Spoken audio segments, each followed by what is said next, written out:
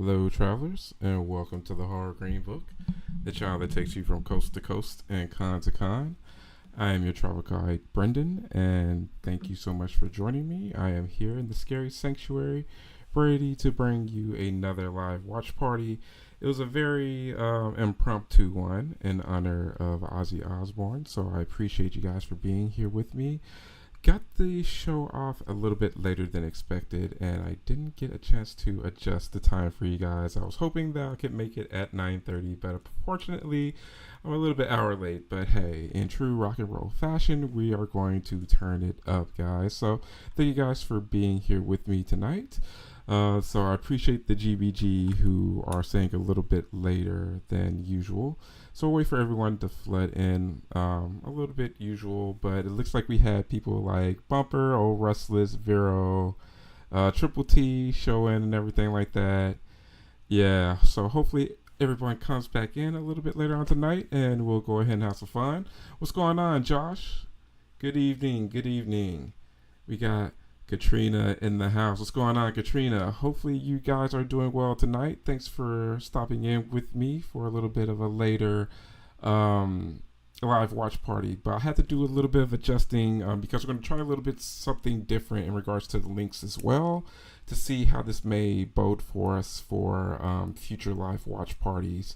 So we're going to try a little bit something different for us a little bit tonight, but as you guys may see, we are going to do a double feature of Black Sabbath, the Mario Bava classic, starring Boris Karloff, which inspired the group Black Sabbath to take on that name.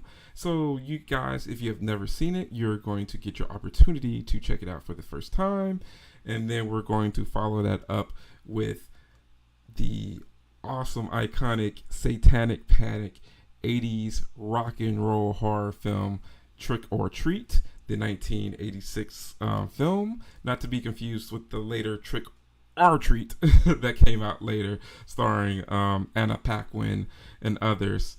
So thank you again for guys for being here. I know we started off a bit later. I had a little bit of an incident in regards to something that I'm doing with the uploads and everything, and it just took longer than expected. But again, guys, thank you so much for being with me. We're going to, do it up in true rock and roll fashion for Ozzy, Uncle Ozzy, who passed away yesterday. So we're definitely going to make fun of this occasion and turn this these lemons that we were handed into lemonade. So we're going to have a great time, guys. We got Lori in the house. Hey, how's it going, Lori? We got Happy in the house. Hey, we got the Oklahoma crew in the house, guys. Speaking of Lori, Happy, and Josh, Papa Goss, they all took a very epic picture in Oklahoma at OKC HorrorCon, so I'm definitely looking forward to posting that up. I haven't gotten around to doing it yet, but I'm definitely going to post it up on Instagram and YouTube. I pretty much spent the last day getting back adjusted to normal life, so we're going to have fun, guys. But our first film that we're going to watch is Black Sabbath. I do have the link. You can find it on Tubi. So, guys, I'll let you guys get queued up. We'll start the film at 45 past the hour so that we can go ahead and get started. Hey, what's up, Bumper? Hey, welcome. Yeah, again, guys, I apologize for the late start, so thank you so much for being here. Our first flick is going to be Black Sabbath. So if you guys are taking some time to get your snacks and everything set up, go ahead and go straight to Tubi. Put Black Sabbath in the title and go ahead and get queued up. We will start the flick in about 5 minutes. But in the meantime, guys, let's talk about some of our favorite Ozzy Osbourne moments. As we mentioned earlier, this live watch party is going to be in honor of Ozzy Osbourne. Uncle Ozzy passed away yesterday, I should say. And, everyone has, been coping with it. It's one of those things where, we were expecting, we knew that Ozzy had his last concert, I should say, over the previous couple of weeks in Birmingham, England, his hometown. and it was just the perfect send off, guys. So I'm so glad, as I'm sure you all are, that Ozzy made it to his last gig, and he rocked it out in true icon fashion.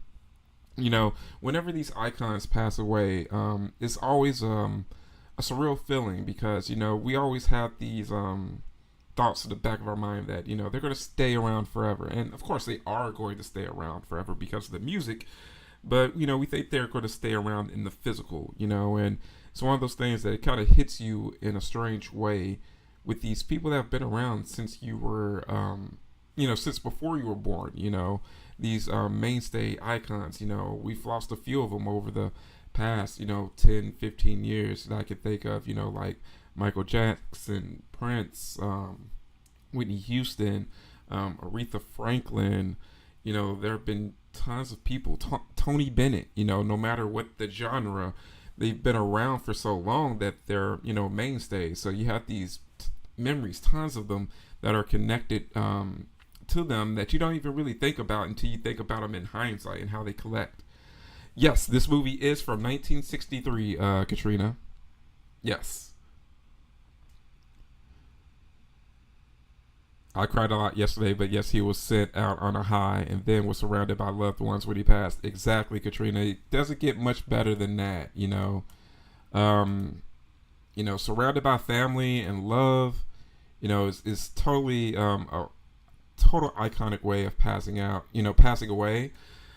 You know, it's just one of those things that you really don't really realize how important these people are in your lives until you think about it and how the ways that they've come about. Like for me, my favorite Ozzy moment is him getting arrested in Memphis.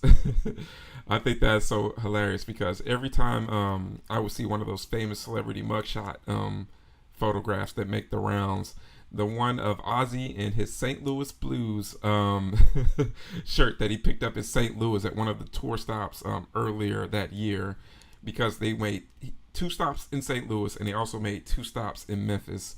And of course, Ozzy, in true Ozzy fashion, had to pee, and he did it in public in Memphis while he's completely drunk. And we got an iconic mugshot out of it. And then you think of other things like the Dave Chappelle joke about Kelly and the Osbournes that was reality based. There's so many awesome moments, guys. Yeah, when he peed on the Alamo, exactly. That's how beloved Ozzy was. He made it out of Texas after peeing on the Alamo.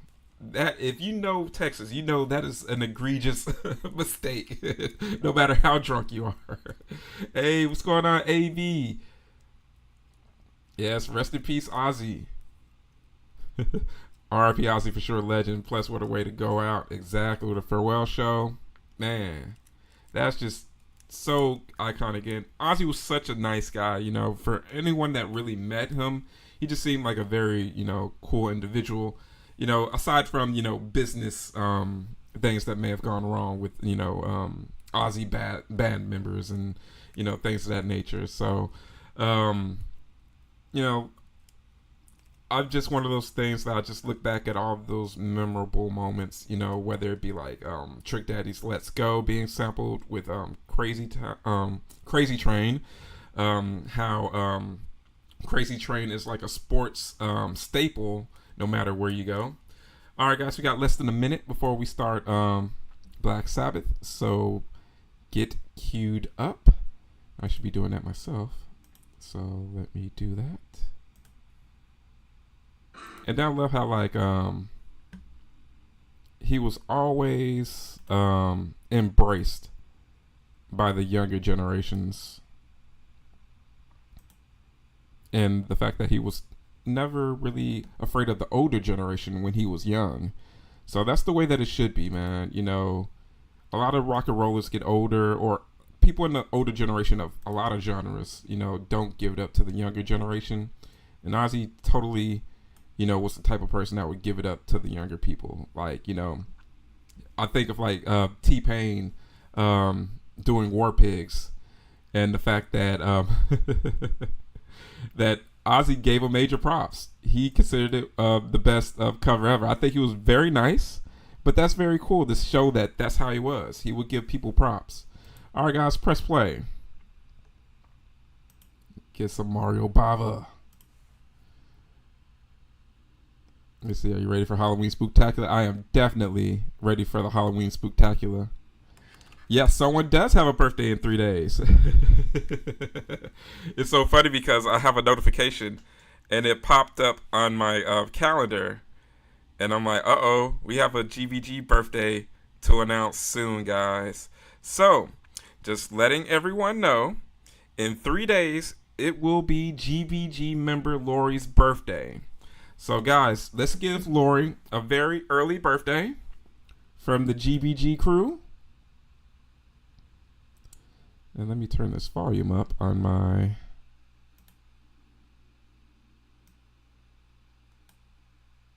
Okay, cool. I hope everyone's having a good night. It's pretty fun opening in regards to music. Your favorite moment is meeting him last year. He went 17 days after his last show, just as Lemmy did. Yeah, man. And speaking of Lemmy, like Lemmy wrote, Mama, I'm Coming Home, so that's so cool to know that, he gets to hang with, a lot of his comrades that he left, that left a little bit earlier than he did. So you'll get to hang out with Lemmy and so many of his other bandmates, It's so cool to just have those moments. Oh, look at Boris here, looking awesome. You got Randy Rose, the iconic Randy Rose, who passed away so terribly in that airplane accident. And you got to think about it, that airplane accident could have taken away Ozzy and Sharon with it as well if that plane had swiped down a little bit lower. So many interesting moments. Yeah, exactly, Bumper. So that's awesome that you got those memories. Yeah, Youngblood was pretty cool, and the fact that you got to think about it. Ozzy was cool with Gen Xers, so he was cool with like Metallica when they were super young, and all these other like heavy metal guys who came up embracing and idolizing him. Then you got millennials like Post Malone, who had one of his high charting songs that reached the top 40 because he only had a top 40 hit with his song with Lita Ford, his song with Post Malone, and then his solo song for Mama, I'm Coming Home. And then you see like Youngblood, who is an elder Gen Zer, be embraced by Ozzy as well. So, Ozzy was true to the game in regards to, walking it like he talked it, I'm pretty sure there were a lot of old heads that hated on him when he was a young guy and wanted to get into business. So the fact that, he worked with the older generation when he was younger and he continued to work with the younger generations as he became an elder statesman, man, it's beautiful. Yeah, Lori's birthday is coming up.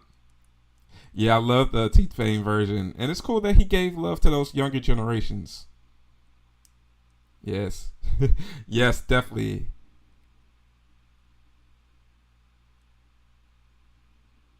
You ordered an auto from Dark Parlor Originals 2 signings last year. Yeah, man. I mean, there's just so many moments. And it's just kind of like that, even if I would say with people, with legends like that, even if you're not necessarily the biggest fans of them, you can really appreciate all the moments that they popped up in your life, Like, for instance, I always tell people, like, with Kobe Bryant passed, you didn't really realize how many moments about Kobe Bryant that you do in the pop culture until it just dawned on you all the different ways. So, I think of, like, Ozzy's, part in the decline of Western civilization. Like with him pouring the juice and stuff like that, and how that was actually a joke. Just so many moments. I love, speaking of Mario Bava here, one thing about those Italian directors, they always have some hot chicks in their movies. You think about, man, this is an Italian chick in the 60s. Extremely smoke show. Gotta watch a little Nicky in his honor. Exactly. There's just so many cameos. Exactly. I was fortunate to watch Kobe play over 11 times, and I was at his 51-point game in Denver years ago. Exactly. You have those moments.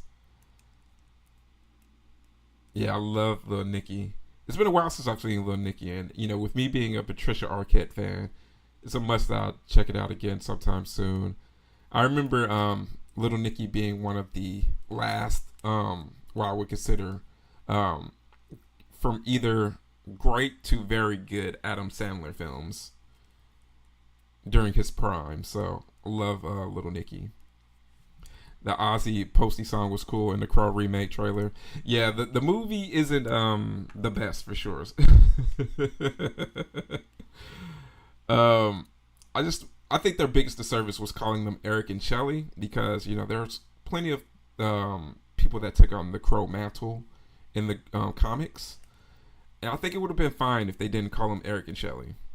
They just kind of really did themselves a disservice. But yeah, I love that Ozzy and Post Malone song.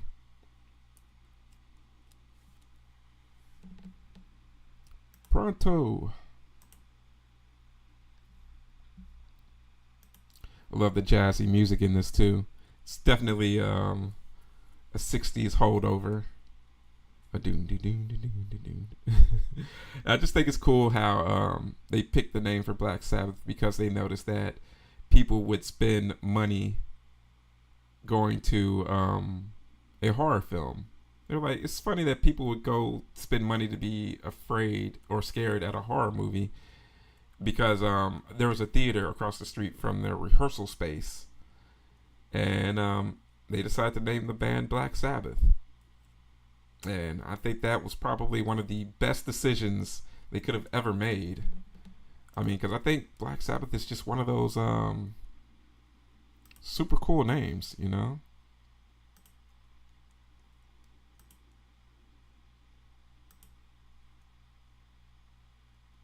Doom, doom, doom. Pick up the phone, girl. Who is it?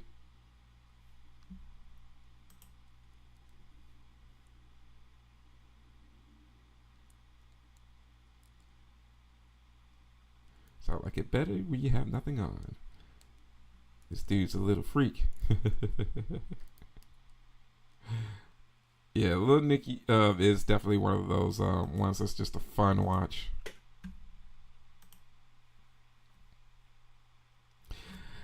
AV, I laugh so hard at the Satanic Panic nowadays. Just think of how people really got so riled up, and that there were actual, you know, actual governmental, hearings in regards to this, and the parental advisory stickers and things of that nature. And it's funny how people are going through that over again, who were kids during that time, who were, oh man, I can't buy my Prince, CD because it has a parental advisory sticker on it.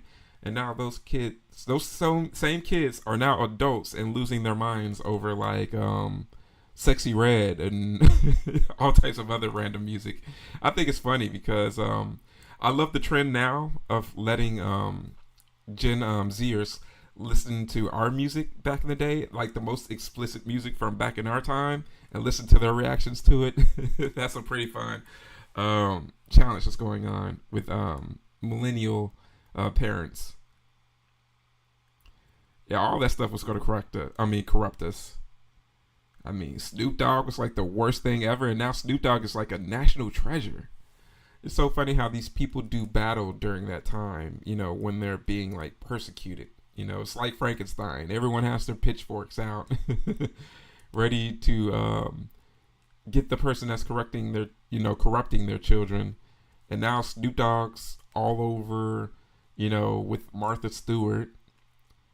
Ozzy Osbourne became everyone's favorite dad in the early 2000s.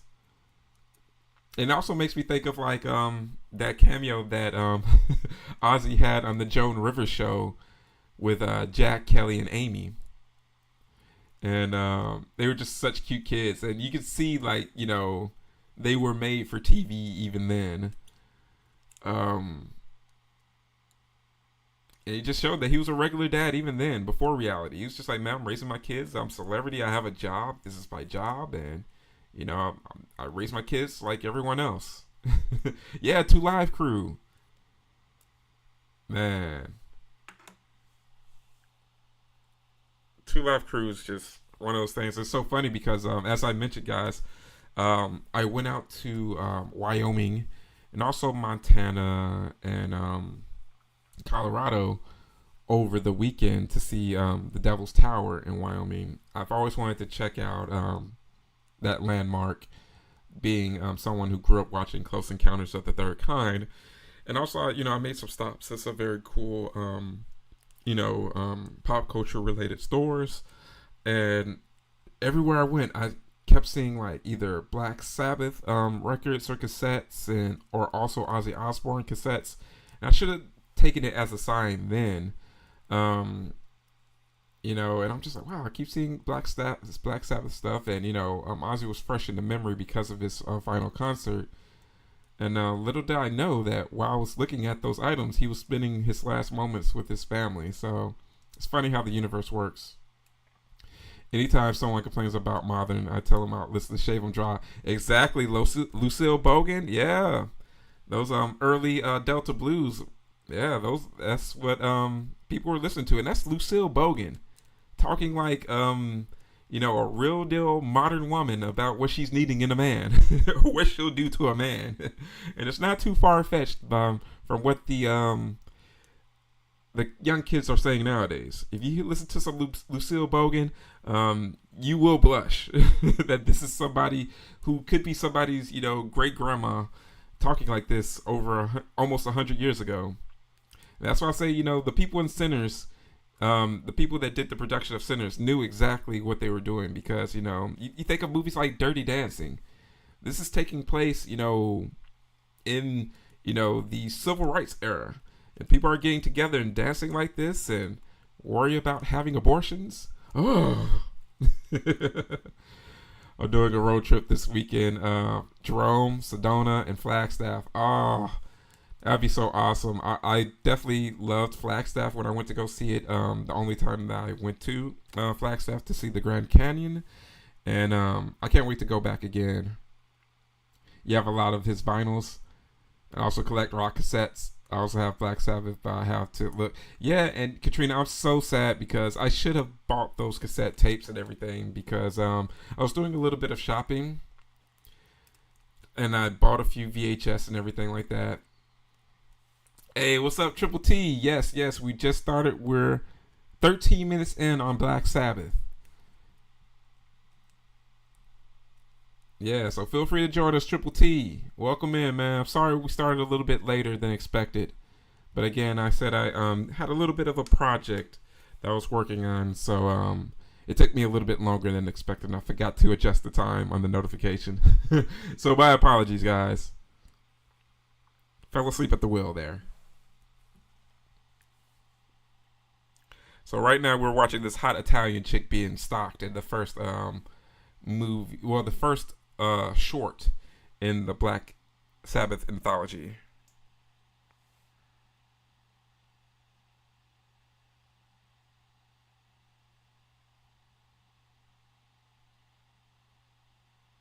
Okay, give me a second, guys.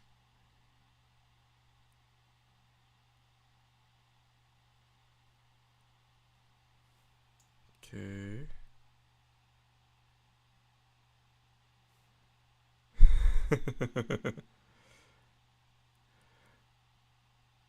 People telling me like, "Hey, I thought you were going to the doing your live stream."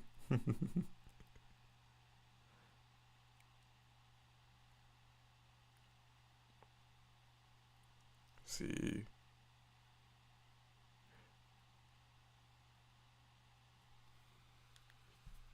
you've never seen this one? Oh, nice.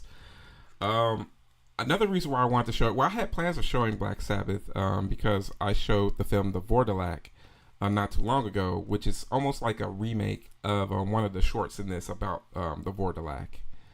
So it's going to be a cool comeback because some of you guys will remember um, the familiarities with the story.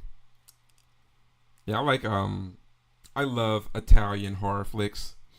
They have certain tropes in them that you realize. The version that I'm watching is in is in Italian. I'm not sure if the one that you guys are watching on Tubi is in English or not.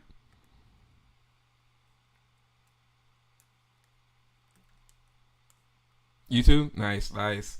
Yeah, so I love Bava, Argento, and Fulci.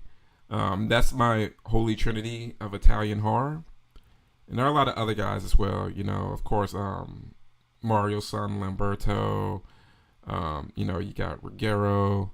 Yeah, you have a lot of greats out there.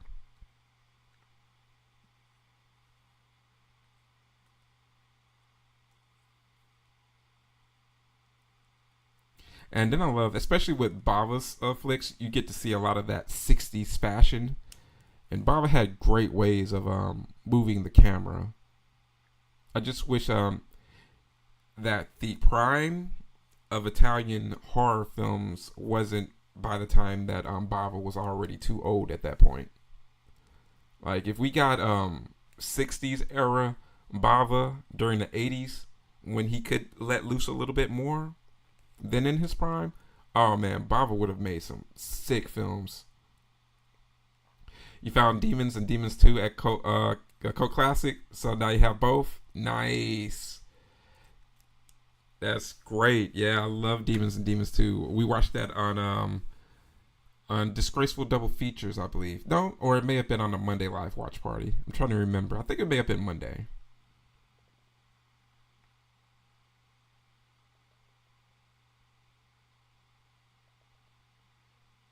Yeah, one thing about those directors, though, they did a fantastic job of casting. That's one thing you can always count on with Italian directors. Beautiful women. You're going to get some gruesome kills and beautiful women.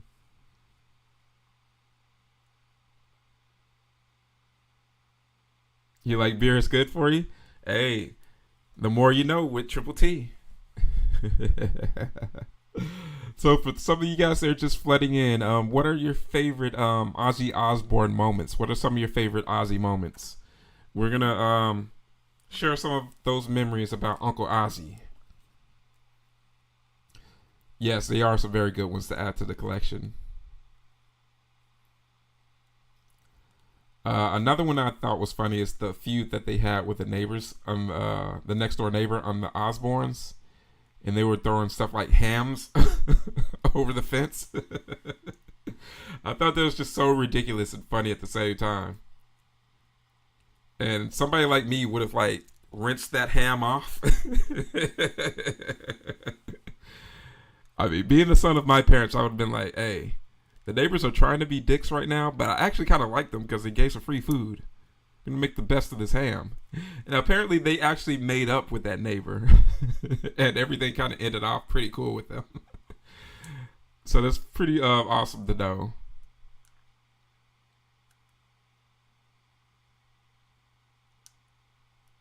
And that's '60s mod fashion, and it's totally undefeated. I'm such a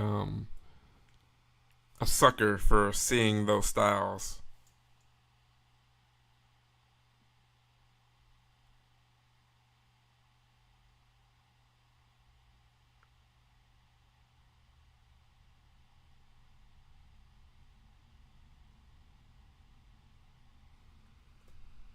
Time tramp. We are at 19 minutes. Triple T.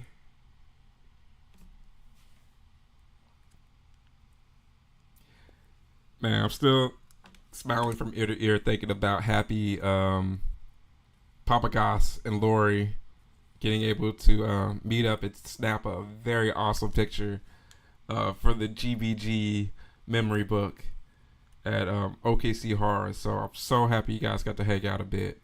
I'm a bit saddened that I couldn't be there to hang out with you guys, but as was mentioned, we'll have other opportunities to get together. So I'm so happy that you guys got to hang out at a HorrorCon as the GBG should. So man, it just really makes me happy to know that you guys were able to hang out together as GBG members.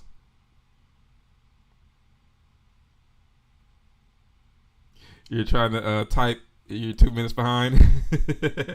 Oh, no worries at all. Also, what I'm watching it on doesn't have ads, so you guys are probably going to fall behind a little bit with this one. But if all goes well on this next film, you won't have to worry about it because Trick or Treat isn't on streaming platforms. So I have a special link for you guys to watch Trick or Treat on, and we're going to see if this works.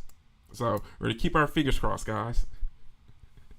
Cool bunch of dudes. Looking forward to us all hanging out. Most definitely. I can't wait, guys. We're going to have a great time. Yeah, 2 minutes behind in the film.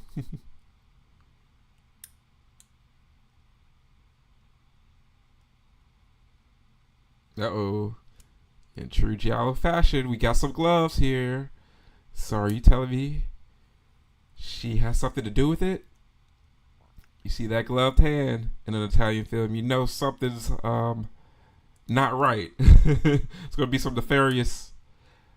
That shot there actually kind of reminded me of Argento's shot in Tenebrae when the chick's holding up her shirt. She's going to put a shirt on and the killer swipes through her shirt like that. That shot actually kind of reminds me of that.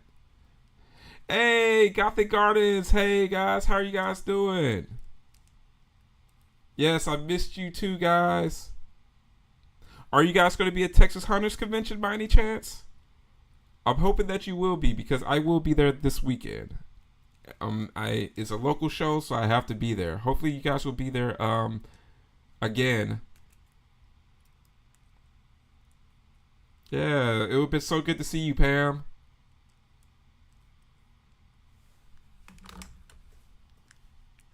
So you are going to be at Gothic Gardens? You are going to be at Texas Hunters. I can't wait to see you guys. I'm planning on being there.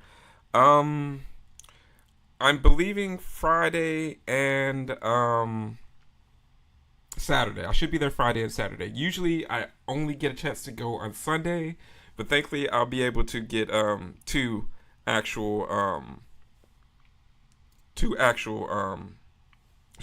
2 days in.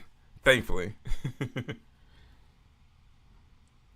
I'm hoping that I can make Cult Classic next year. I have to double check the dates. Last year it went on during the same weekend as Horror Hound, so that's the reason why I didn't make it this year. So if all goes well, I will be making it to Cult Classic this year because I absolutely love Cult Classic convention. OKC Horror was so much fun this year. Yeah, man, I know it was because every single year they keep getting bigger and better. And Rod is doing some amazing things with OKC HorrorCon. They're building up such a great base in OKC. I love the Oklahoma fans are definitely showing up in droves to support him. So, I'm continuing to wish Rod major success. And I hate that I couldn't take advantage of going because the last time I saw Rod, he's like, dude, thanks so much for supporting the show. And, you don't have to pay to show up to any of our shows anymore, man. Just show up and, we got you. So I'm sad that I could take advantage of that. But I will most definitely, if all goes well, be in Tulsa for Tulsa HorrorCon. I hope so. You missed Joe Bob and Darcy. Yeah, I know. I'm so sad about that. But I'm making up for it this Halloween because I get to go to the Halloween Spooktacular. So I'll get to see them and get them to sign my poster that I'm needing for them to add to my Scary Sanctuary. And speaking of additions to the Scary Sanctuary, I haven't gone to my P.O. box yet, but I'm expecting a package from Old Restless. I'm expecting a package from Jeff in regards to future giveaways for the GBG. So guys, be on the lookout for the next.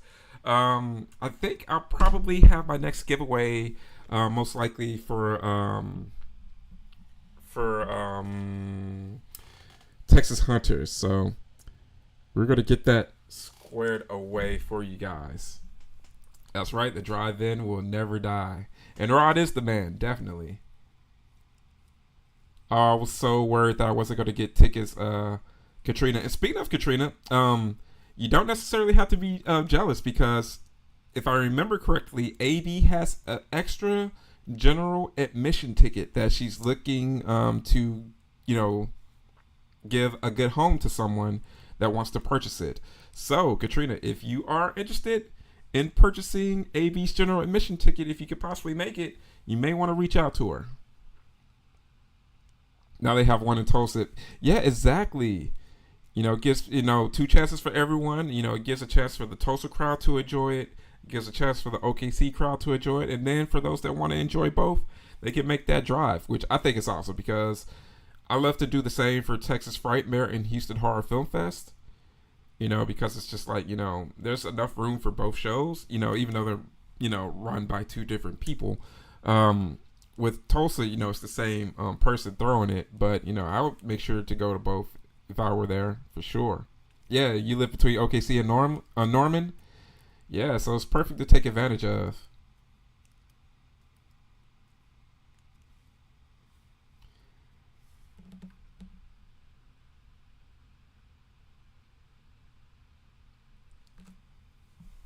It wasn't you.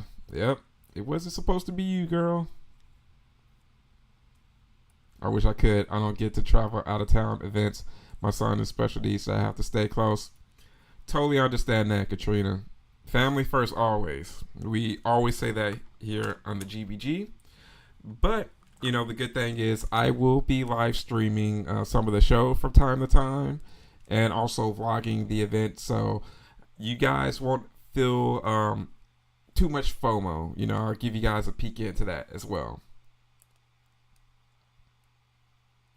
Can't wait to see you guys at Gothic Gardens Candle there. And I'm looking forward to seeing if you guys have any new things. I'm always ecstatic to add you all to the vlog.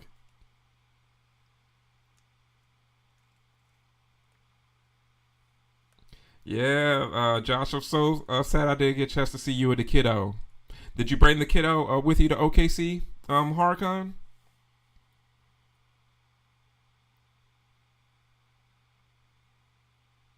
Yeah, it was so good meeting him last year. I know he's gotten so much bigger since last year, man. You sure did. Glad to hear that, man. That's a good Papa Goss right there, man. Breaking them up right. Saturday was just you. Hey, that's right, man. Bringing them up right, man. I love seeing that. No problem at all, Pam. It is always my pleasure to help you all out. Here we go. We got the Vertilac. I love this one. Your daughter's high functioning and your son is more moderate to severe. He's 12. Hey, man. Bless him. Much love goes out to the kids that are on the spectrum. I have more than a few friends that have kids that are on the spectrum, and my goodness, I would take a bullet for those kids. I would harm someone for those kids if someone ever, trespassed against them. So some of the most sweetest kids you'll ever, want to meet. So I'm glad that we live in a time where we understand autism a bit more than we did in the past. Even though sometimes in the past, people with autism were seen as having gifts, which I totally see that because I think people with autism just have a different way of seeing the world. And there's nothing wrong with that. Sometimes you need a different perspective. Like, for instance, I think, it's either going to be someone with autism or it's going to be AI that comes up with the cure for some of our L's that we've been having mysteries of. Like, it's totally going to be either someone that's on the spectrum or AI that cures cancer or something like that. So, like I said, you just need a different perspective of, looking at things. So, major shots out to those who are on the spectrum. Celebs love them. Yeah, man. Like I said, man, that kiddo was able to get some free swag from Ken Forey. So that's something that kid's going to treasure for forever. I love that. This year, Susanna Malik from The Mandalorian and Book of Boba Fett was our homie all weekend. Kept asking about my son, and we hung at her. Oh, man, I love that. I love when the celebs are just really genuine and sweet people. Anyone else here? No, I haven't heard about Hogan. I mean, I know he's been and he's been dealing with ailments with getting older, and plus, wrestlers of that generation don't last too long. So the fact that the Hulkster, abusing steroids like he did and everything like that, was able to, last to this point, I'm super surprised. So no, I didn't hear anything about that. Apparently, what's going on, Triple T? What's going on with the Hulkster?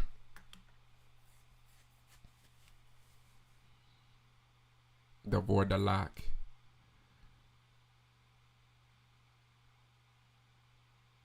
I love the use of the set here. Like, this is so obviously a set, but it looks so cool. Mario Bava had a way with working with sets.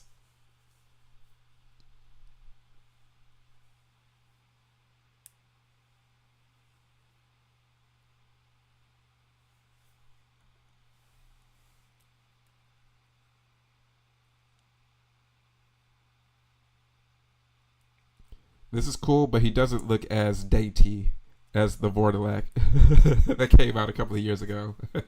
He doesn't look as aristocratic as I'd like him to be. I guess Bava didn't have enough budget. He was like, man, I gotta get these shots. Hey, AB. Or his trach and lungs are bad, but I feel like it's fake. Could it be a work? Hopefully it's not a work. Oh, this knife matches. So no one told you to take that knife out. AB, this is on Tubi. Black Sabbath is on Tubi, and when you need a timestamp, let me know. You're right in time for the Black Sabbath Vordelak segment.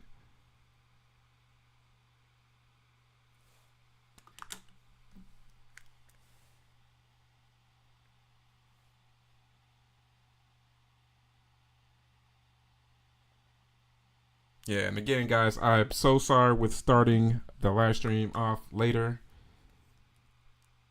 than expected. Now, I totally forgot to adjust the time for you guys. So that is on me. My bad. And there you go. We have the hot sister and wife.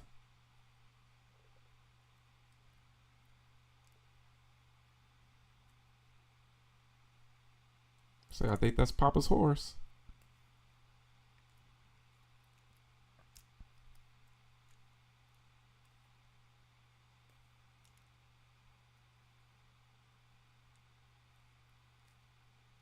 Put him down.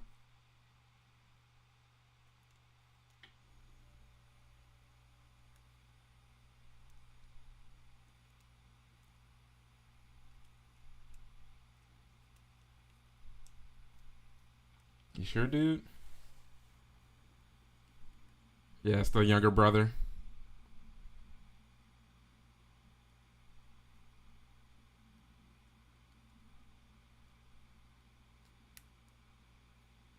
I figured it's going to be tomorrow. It's all good, though. Hey, I'm glad that's tonight as well, guys. I'm glad that you guys are here and that it worked for you. Timestamp. Sure. We are at 33 minutes and 45 seconds, AB.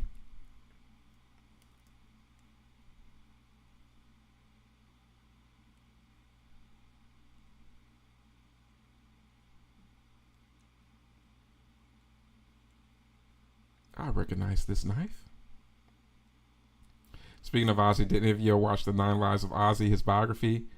I have seen the 9 Lives of Ozzy. Actually, it's funny. I watched that earlier today. I remember seeing it when it came out, but I did it earlier today as my, just like, man, paying my respects to him. Very, very good doc, for sure.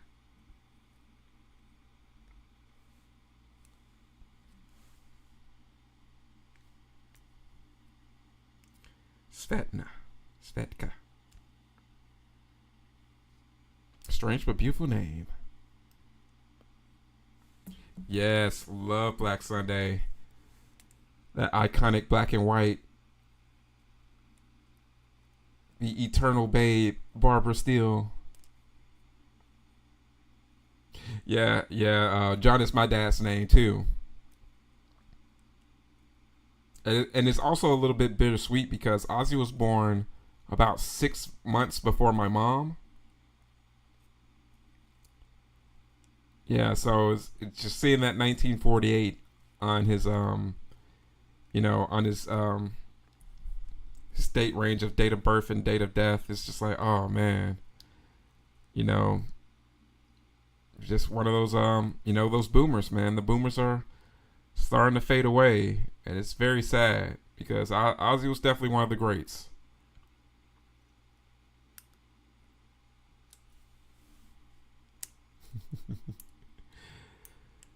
AB, your dad's name is on the list of bad names now. Well, it's a good thing he doesn't have the Christ attached to it, or as it would certainly be banned.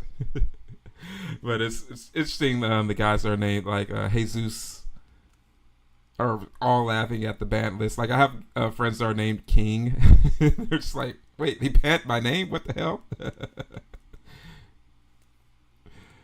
Yeah, exactly. So many coincidences. Exactly. See what Jesus does? Jesus saves, AB. As they say, Jesus saves.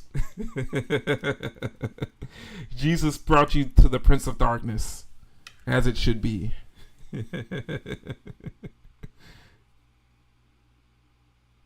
it's just so many of those memories, As I said, like, Ozzy was totally uncle status. He's around the same age as my mom. He was just that guy that was always there for in one way or another. It just made me smile thinking about like that a segment of Ozzy being on the Joan Rivers show with the kids, and Joan asking Kelly what she wanted to do when she was older, and just to know like in the future that Kelly would work with Joan on Fashion Police. And oh my gosh, man, talk about one of my all-time favorite guilty pleasures. I loved watching Fashion Police with Joan Rivers because it's a lost art of being mean to someone, in a playful way. Because Joan was a master at roasting. So, it's the fact that she would make all these great jokes about people and it would be in jest. And now it's just like, I see Fashion Police on now and it's just like, oh, it's not the same ever since Joan. I could never bring myself to watch Fashion Police without Joan. It's never the same. Been listening to Ozzy all my life. My mom listened to him all the time. Yeah, I mean, that's the thing about being a mainstay. Your parents, pass down this music either if they're a big fan or they just so happen to be a casual fan and just listen to it and you take a liking to it. It's just so cool. Exactly. Parkinson's is not fun at all. To see a family member, go through an ailment that really strips them of being themselves, whether it's physically or mentally, it's not fun to watch. I totally know what you mean, AB, in regards to seeing family members, have to go through a long battle with stuff like that.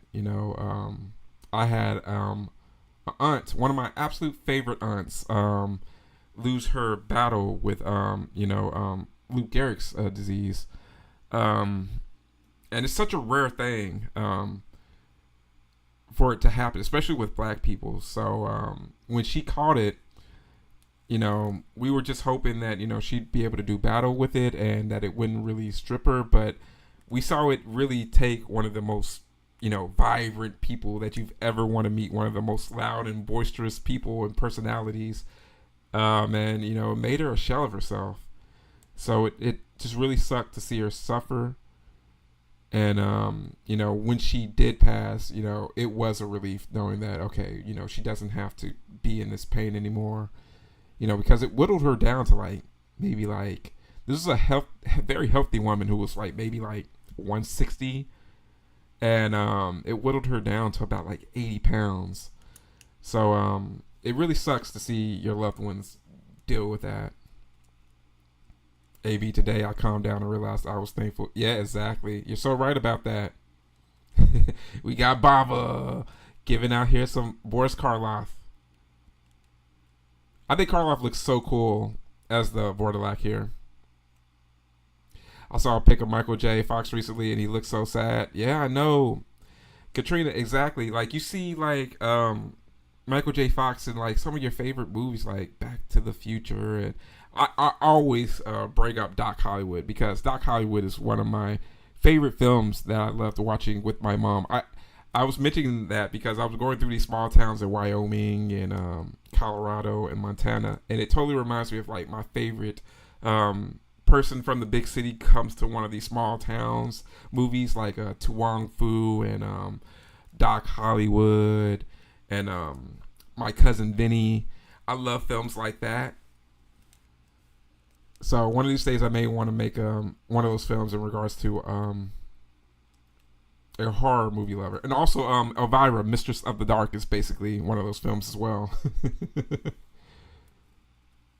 Yeah, I love some Doc Hollywood. I ever since the first time watching it with my mom, I just love that film. And like you said, to see Michael J, he was always so young and just full of health, and you just see Parkinson's, slowly strip away certain things from a person. I'm glad that Michael J is still here though, and he's doing this thing. But for such a good guy to be going through that, it sucks.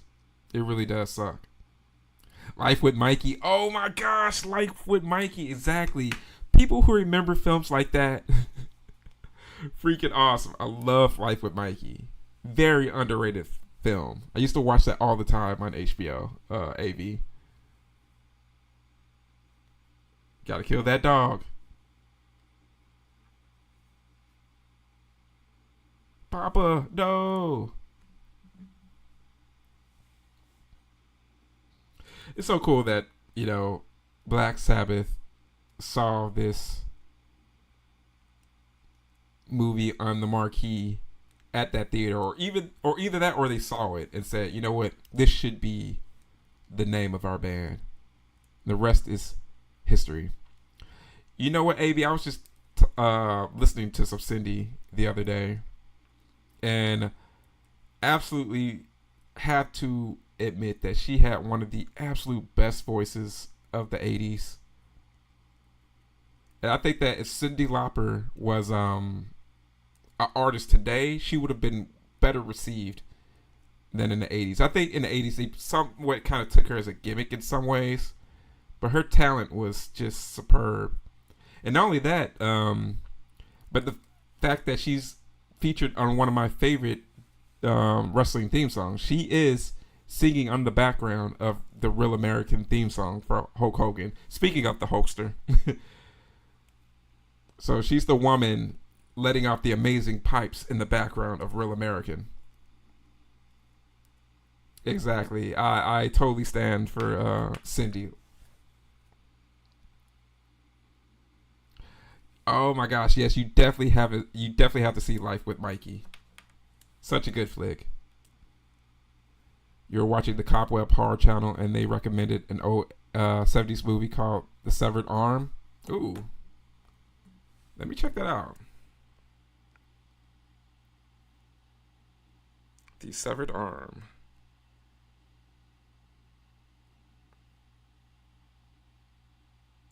Okay.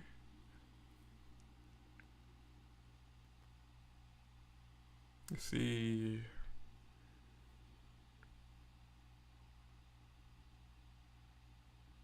Sweet. Yeah, I'm going to have to check that one out for real, Katrina. Thank you so much for the recommendation. Yeah, AB, I found that out fairly recently myself about Cindy being the woman on the background of that. And I'm just like, man, and that really made me mad to think about it in hindsight, that Cyndi Lauper is not in the WWE Hall of Fame.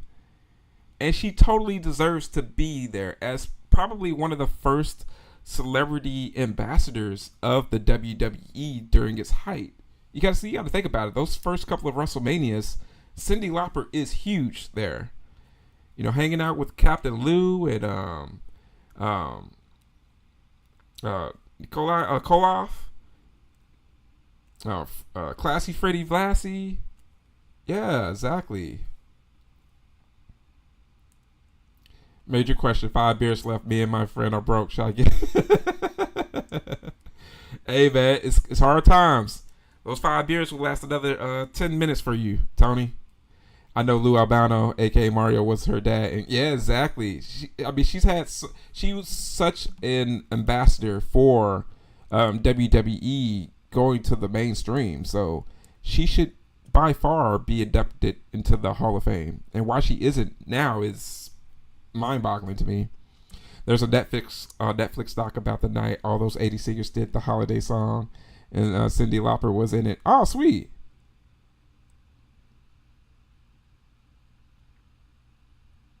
Oh yeah. About the We Are the World. Yes, recording.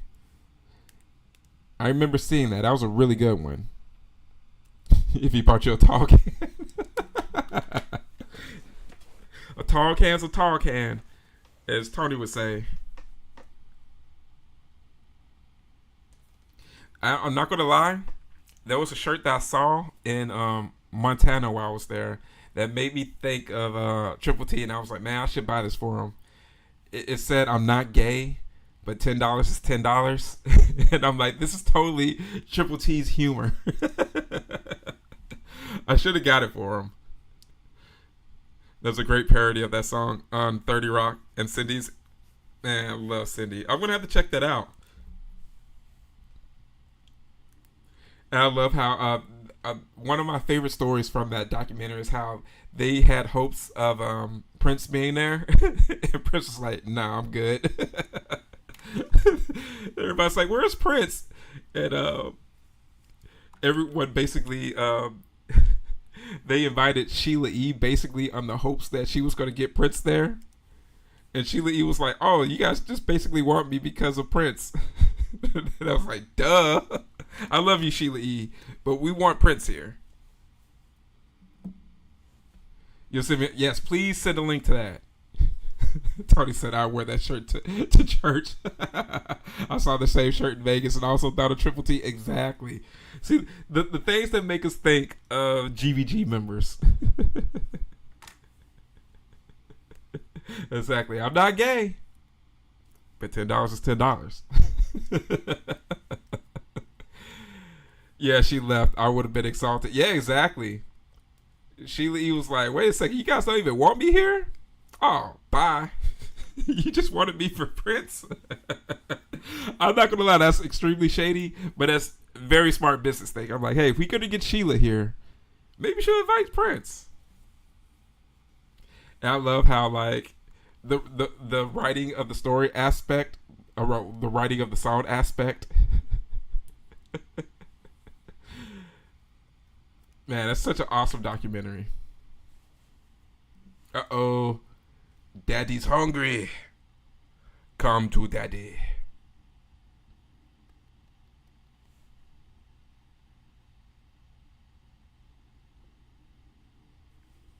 Let's see.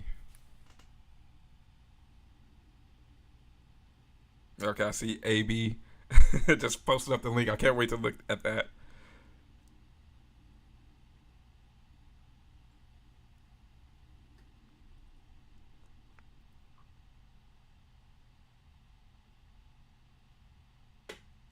Uh-oh. That's not a hickey.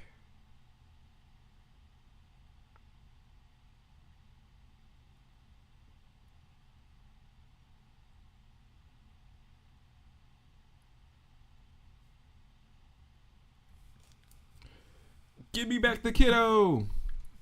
Sure, Lori. I'm at 49 minutes and 10 seconds. You posted in the music channel on the Discord. Okay, I can't wait to check it out. I cried as much for Prince when he died as much as I did for Ozzy. Yeah, exactly. I mean, these icons, you really don't know how much they affect your life until they're gone in a lot of ways. Like, for me, that was Michael Jackson. When Mike passed, it was so surprising, and I cried because Mike was my first icon that I, took towards, and, I had always remained a fan of his. Even still to this day, like, I love showing the kiddo, like, Michael Jackson videos and stuff like that. It's like, hey, this was my guy. At one point, this guy was the absolute coolest guy in the world. So, I didn't expect it to hit me as hard as it did, but what it did, it was just like tears coming out. So, it's crazy. I wish Don's could give hickeys.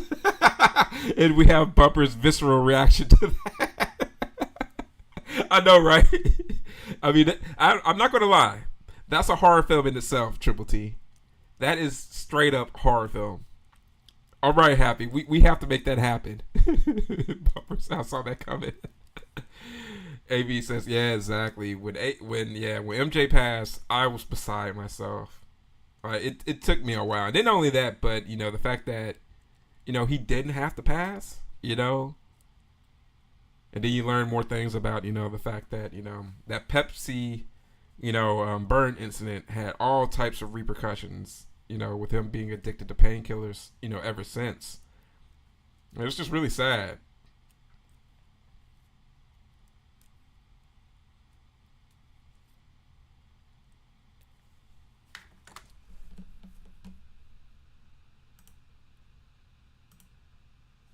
Let's see here. Give me a second, guys.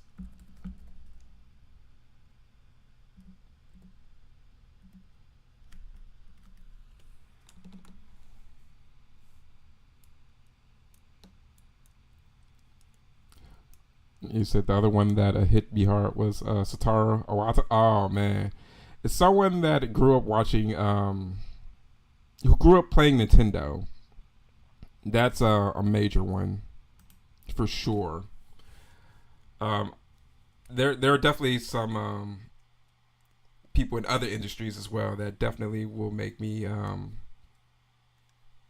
shed a few tears for sure. I remember sneaking out, walking to meet friends at 2 in the morning, listening to Bat Dance by Prince on my Walkman and Purple Rain and When Doves Cry. Sounds of my childhood. Oh, that's so awesome. Bat Dance. And it's so funny. I was seeing, I think John Brennan from The Last Drive-In posted up a picture of Prince skating with his Batman gear on. I'm like, man, the Bat Dance and Batmania was one of the highlights of my life. I mean, that was still one of the best marketing campaigns ever.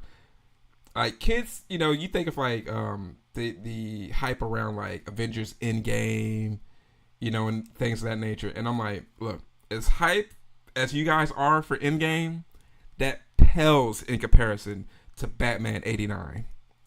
If you were around for Batman 89 and just seeing the Batman logo, when I tell you everywhere, I mean everywhere. And this is someone as a 5-year-old kid that remembers this. Like, the cereal, like, the t-shirts. Oh, it was huge. Dimebag, man, the way Dimebag went out was so shocking, man. Because that was totally just, I mean, no one expected that to happen. Yeah, if you, next time you come out here, Bumper, man, we'll have to go out to Dimebag's grave. It's not too far away.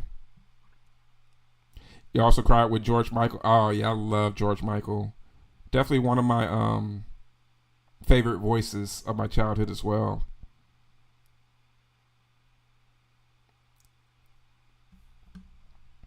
Yeah, like, oh, yeah. George was one that wasn't expected. Like, One More Try is one of my favorite songs ever. So, that's one of the songs I used to always sing with my sister, my older sister, because she loved George Michael. So whenever I hear One More Try, it's like, oh, I get a little misty-eyed. Robin Williams. Oh, yes, Robin Williams. Yeah, Robin Williams really hit hard, too. Michael Kenneth Williams hit me real hard, too. Same with Lance Reddick. Yeah, yep, Lance, yep. Andre Braugher, yep. Yeah, that was rough too. Robin Williams. Yeah. He didn't know what everything Robin was dealing with.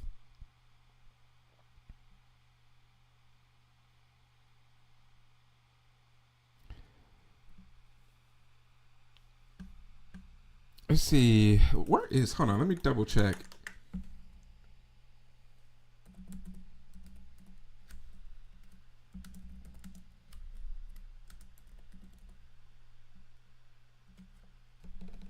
Yeah, they're at Moore Memorial Gardens in Arlington, which is from Irving. I would say probably. Let me double check because I could say it's about 25 minutes, but let me actually give you the distance. Hold on.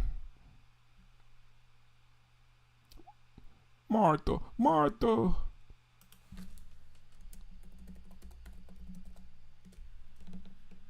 Let's see, from Irving Convention Center. That is 23 minutes. So I was guessing an estimate wise. I was like, yeah, that's about maybe 20 minutes away. So yeah, man, we could definitely go check out Vinnie Paul and Dimebag.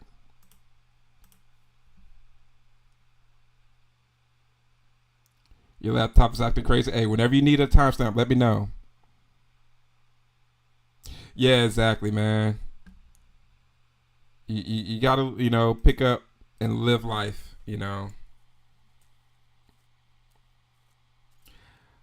I'm a bit far away. I'm about a good hour away from the Texas Theater. I live pretty far north, and the Texas Theater is far south. But most definitely, I'm coming to hang out for some of the events on Thursday. I'm trying to see if my buddy wants to put up a impromptu event on Thursday with a lot of the mutants coming in town.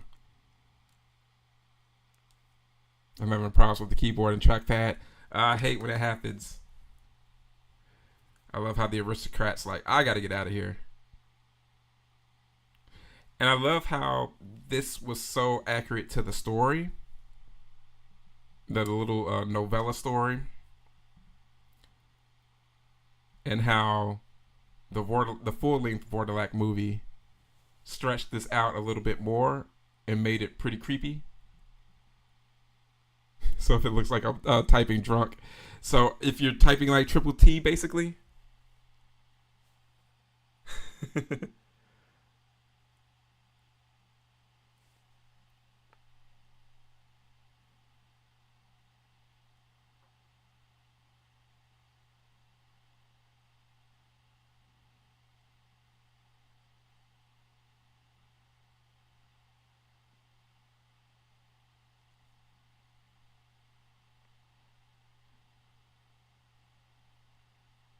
Okay, give me a second, guys.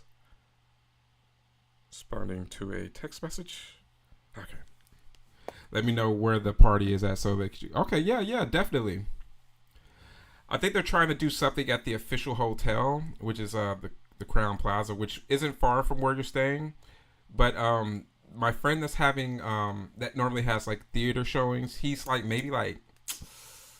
maybe 15 minutes at the longest from the Texas Theater. So I think that would be a cool little way for us to get together and hang out, have a couple of drinks, and maybe watch a movie or two. So I'm trying to see if he could get that squared away, because that's normally around the time that he tries to do his live watches. Well, not his live watches, but his get-togethers where we're hanging out in his theater in his apartment. So I think he'll probably try to adjust it to Thursday if, a lot of people will try to come. So we'll try to make it work. Keep you guys posted.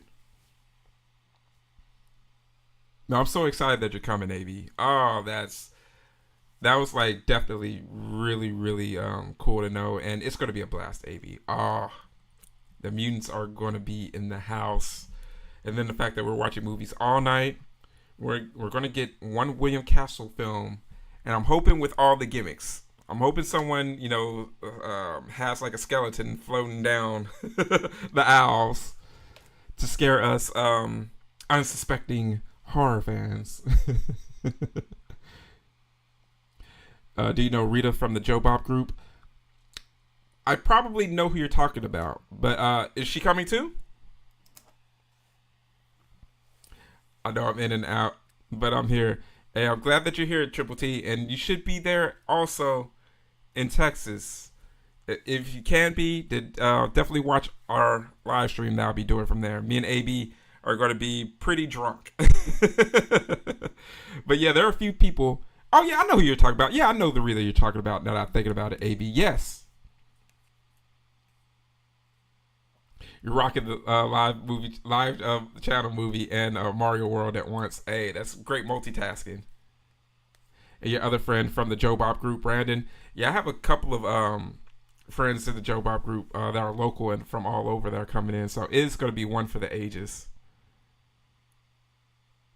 Yes, yes, I mentioned that, AB, that you have a ticket. If anyone here is interested in joining us in being at the Joe Bob Halloween Indoor Theater Spooktacular, definitely join us.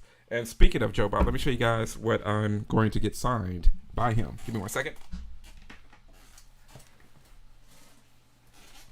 I had to grab this out. Bear with me here.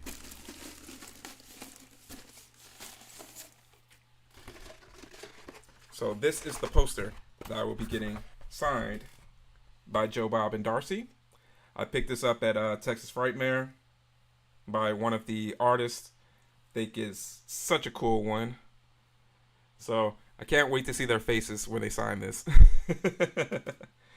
And as you can see by Joe Bob's head right there being detached and used as a speaker, the drive-in will never, ever die.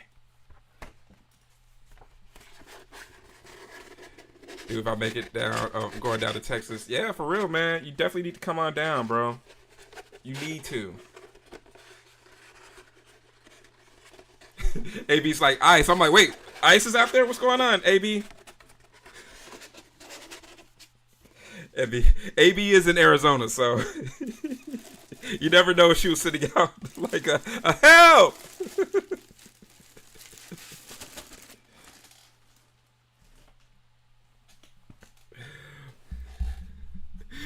Said poster sick. Thanks a lot, Tony. Man, I wanted to get that back in. Gosh, what was the convention I was at? I think it was Horror Hound.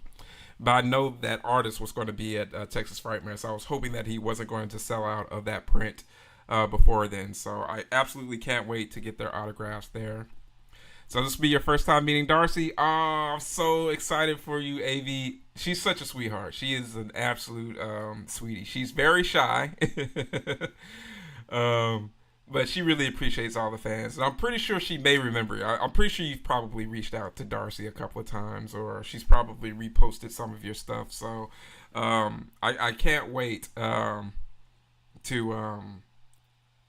hang out with you guys there. It's going to be so fun. Yeah, Darcy is a sweetheart. Oh, yeah, is Vera looking for a ticket, Bumper? I know Vera would definitely be interested if she hasn't already gotten a ticket somehow. I thought Vero had already gotten her ticket. But yeah, definitely if she hasn't gotten one, definitely. She's come a long way on the show with her shyness. You're so right about that, Katrina. Like looking at that first marathon, how, very timid she was, and now she has her own segments and stuff like that. I laughed because I was at Darcy's first ever panel in which she was an active participant with, so she was pretty shy with that, and I still have footage of that one. It's on my first ever vlog at the Preserve Halloween Festival, and man, she's definitely come a long way. She liked one of my selfies on Insta, and I can't. Yeah, the way that she supports us is awesome.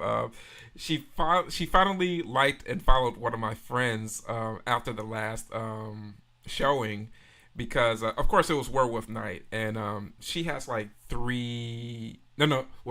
she has 2 French bulldogs and a bigger dog, and the Frenchies are so hilarious. So she was talking about, I sent stuff to Darcy and Joe Bob, and sometimes she'll retweet or something like that, but I know she hasn't done it in a while, and I was like, you should totally send her a picture of the dogs being engaged with Bad Moon, and she sent it off to her, and Darcy not only liked it and retweeted it, but she followed her, and then Joe Bob followed her as well, and I'm like, see?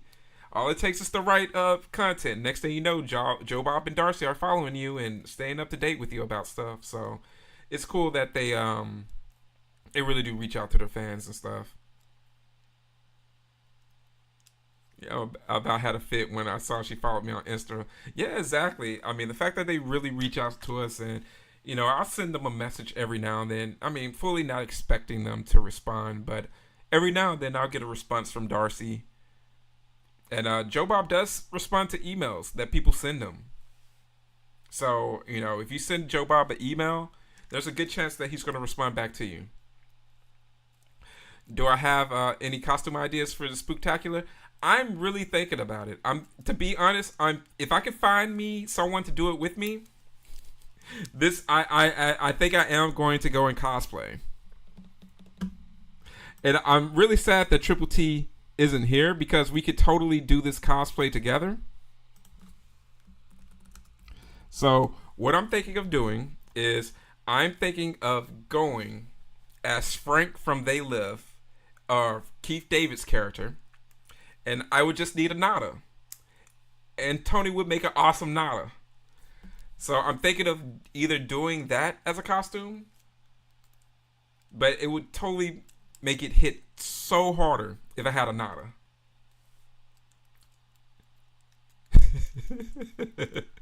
Tony's like, I'm here and I'm hopefully there.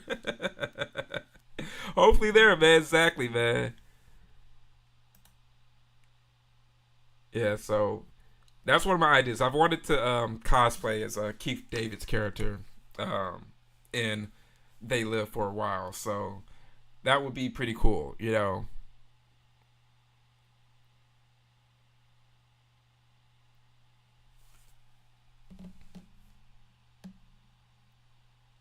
Uh-oh, something's not right, dude.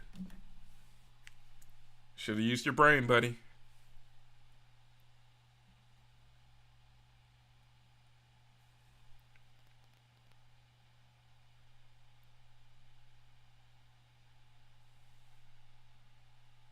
Let's see, give me 1 second, guys. Sending someone information about Texas Hunters Convention. Let's see.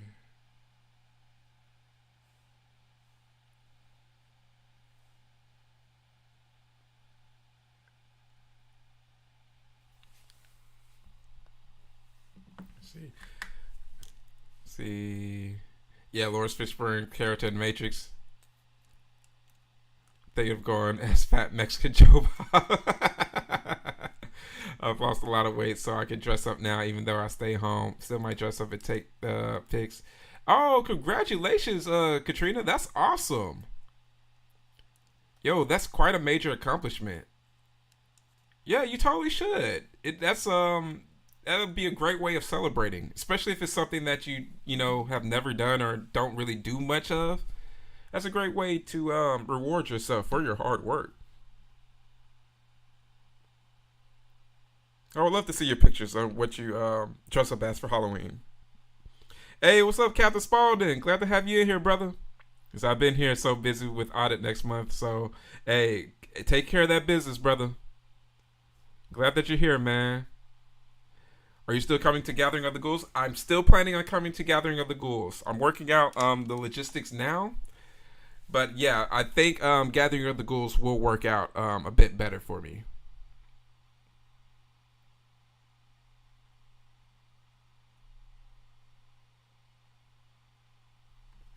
Uh-oh. He fell for the okie doke. Hey, a fine woman will do it to you every time.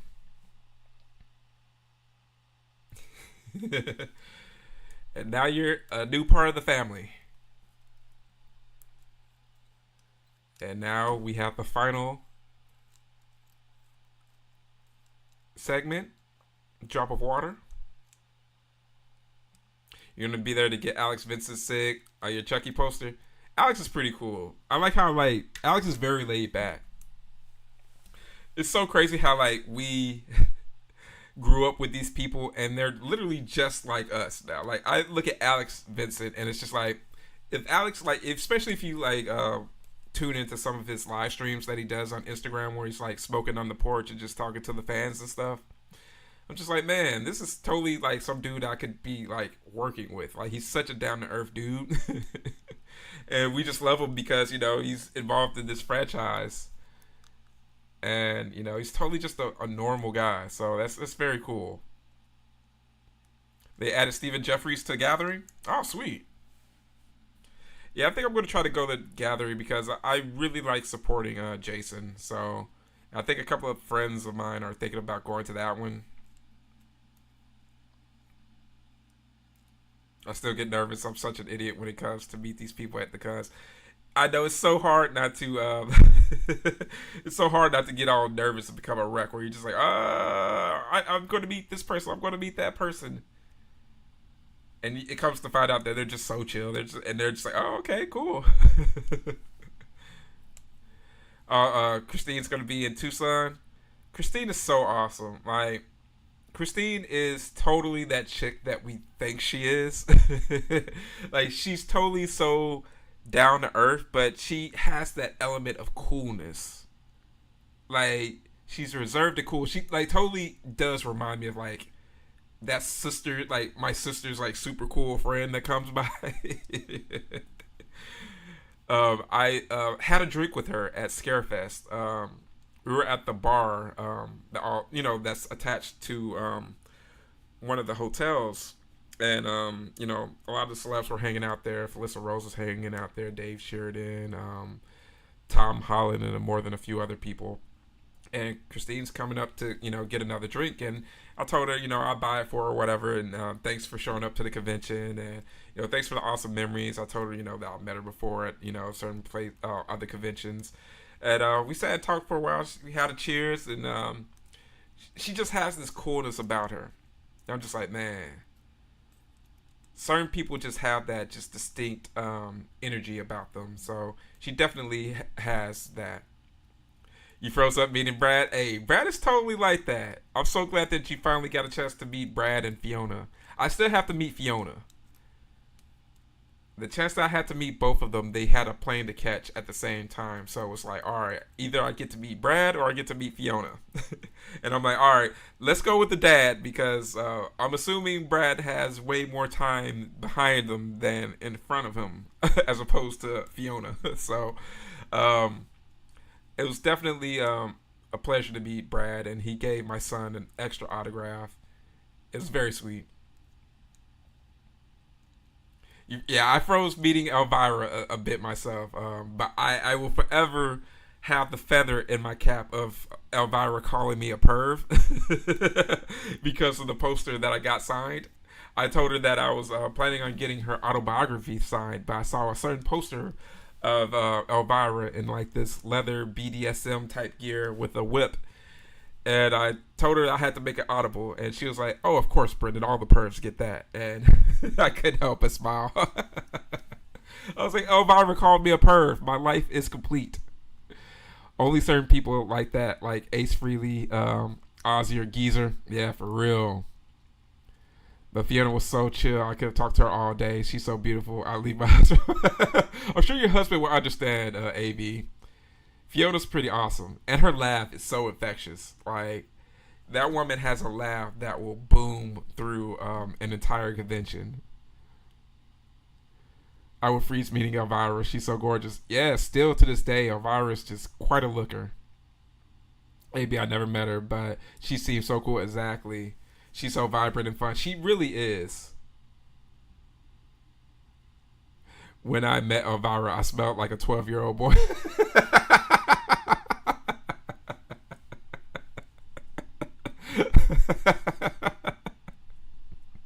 That's a good one. Katrina said, I met James Remar and was sweating. I was so nervous. I've always loved his acting. And then Robert Russler, he's so hot. He hugged me. Oh, that's great, Katrina. I love that. I chop off my foot to meet Elvira. Oh, Elvira's so awesome. Love that woman. I would love to meet Brad, Fiona, or Elvira.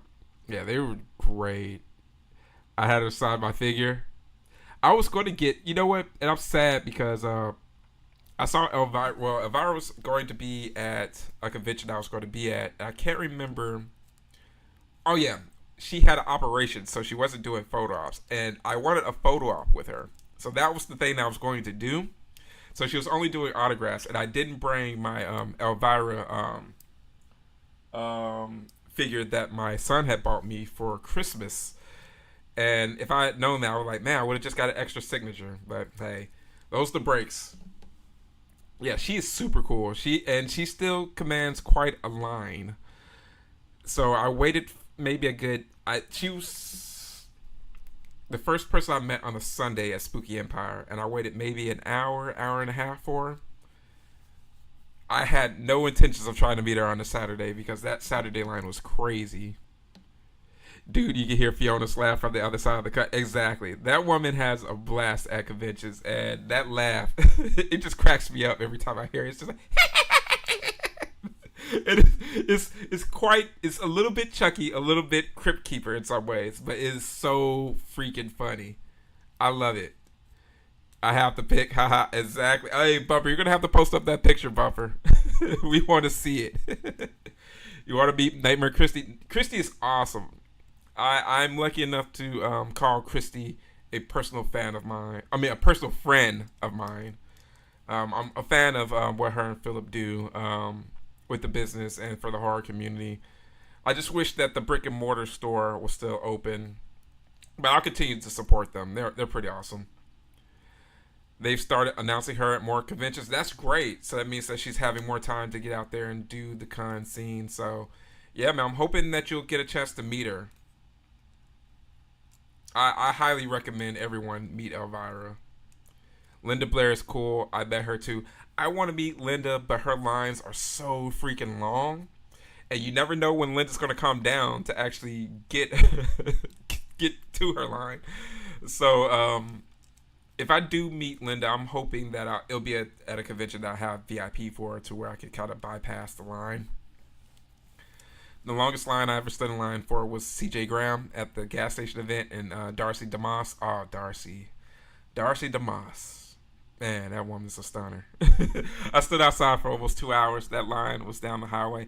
Oh, and especially if it's during the summer, that Texas heat is no joke. That Central Texas heat. Oh. So I'm hoping that line eventually moved quickly. Yeah, those gas station events are pretty awesome. I'm kind of sad because I wanted to go to the gas station event last October when Scout and Danielle Harris were there, and they were showing Halloween and Halloween 2. And I think they had a few special guests there. Yeah, it was hot. That was my very first horror event I went to. Oh, that's a good one to go to, though, Katrina. I love the Central Texas horror community. I love the gas station. I love how they have the Texas Halloween Museum there. The Texas Halloween History Museum, and how that's surrounded by all those hunts and stuff. That's so dope. So I'm hoping to make one of those, like, cause that was so cool. Now, of course, guys, if you ever need a timestamp, let me know. It's always good to just hang out with you guys for the live watch parties. Again, thank you guys so much for joining me. I'm trying to debate on when I'm going to be able to do another live watch party. I want to squeeze in another one for you guys very soon. But stay tuned for this weekend, because I will be doing a live walkthrough for the Texas Hunters Convention. Normally, I'm relegated to only doing Sundays because of scheduling. But this year, they changed the time and the venue. It's going to be in the same venue as Texas Frightmare. So, lots more space. And I'm looking forward to seeing them in their brand new digs. I need to go to that. I saw your vid on it. The text. Yeah. It's a super cool spot. I really enjoyed it. I really want to go back again, because I just really loved the whole setup and the fact that they have the hunts. I didn't have enough time to do the hunts because it was an impromptu trip down to Austin and then coming right back to Dallas. So it was a 3-hour trip to Austin, going to that particular night for that particular venue, the Texas Halloween History Museum, and then going right back home. So needless to say, it was quite a gauntlet, but it was fun. They just started listing guests for HorrorCon LA, so hope in the next month they get some good actors on it. Yeah, keep us posted if any heavy hitters come to that one, Bumper. You're gonna sock this dude? Did he grab another beer, Tony? I'm gonna get out there this Halloween season for sure. Definitely, Katrina's. Go ahead and celebrate. It's Halloween. It's a holiday. It is a holy day for us horror fans, so it is a must. Oh yeah, we're definitely getting a second movie, Triple T. We're gonna do Trick or Treat, but we're gonna do it in a special format. I'm going to give you guys a special link, so hopefully you guys will be able to watch it. Yes, treat yourself. It is very important. We got to have these moments of self-care. And I totally know how it is, being a parent, we make so many sacrifices and we're used to making those sacrifices and we're used to not thinking of ourselves that sometimes that becomes the default. So I always try to remind myself and also remind my friends that are parents that, hey, you taking time out for yourself to do things that you want to do is good for yourself. And it recharges us to continue to do these things for our kids. So, it keeps the burnout away. So definitely plan it for some fun for Halloween, even if it's just dressing up at the house, just getting in the Halloween mood and just tuning in to Joe Bob's Spooktacular and hanging out with me and AB. Yeah, especially after the heartbreak. Yeah, exactly, with Ozzy. You just gotta get out and enjoy that stuff because, our kids don't want us to be stressed. They are aware of all the stuff that we do for them. So definitely do something for yourself. Let's see. My daughter is like, go mom about the Spooktacular. Yeah, for sure. And I love when the kids are like that because they know. They know the fact that sometimes there's stuff that we want to do or stuff that we want to get for ourselves and we're like, nah. We're thinking of our kid. We're thinking like there's something that they're going to want in the future. So, rather spend that money on that or something like that. So I totally know how that could be. Bumper says, cool shirt you got recently. Oh, the Near Dark shirt. Yeah, man. I made sure to put that order in on Sunday. So I'm looking forward to getting that in, brother. You going to see Offspring? Oh, I love the Offspring. Yo, that's dope. Offspring is one of those bands that just gives me all types of fun memories. It makes me think of like first off, it makes me think of Crazy Taxi because they provided the soundtrack for Crazy Taxi. So I always think of like the Offspring when it comes to that. She's gonna be hanging out with her friends anyway. Yeah, exactly. It's like you're having fun, you're doing your thing. When they're like, hey, just go out and enjoy yourself, that's when you raised a very good kid. Does Atlanta have any horror cons? My brother is there and he has been trying to catch one. He's like me, he loves everything horror. Yeah. That's right, AB. That's exactly what I was thinking of. But yes, Lori, there is I know Days of the Dead, they definitely do an Atlanta convention every year. Now, there's a very good one now. While not exclusively horror, they do pay a lot of love to horror. And I've been wanting to go to this convention for forever. So I would highly recommend your brother to go to Dragon Con. Dragon Con is massive. Now, I generally have not much of an interest in going to conventions that aren't strictly horror based, especially if they're really, really big, like a Comic-Con type size in a lot of cases. But Dragon Con brings out some of the best cosplayers. They have a ton of parties.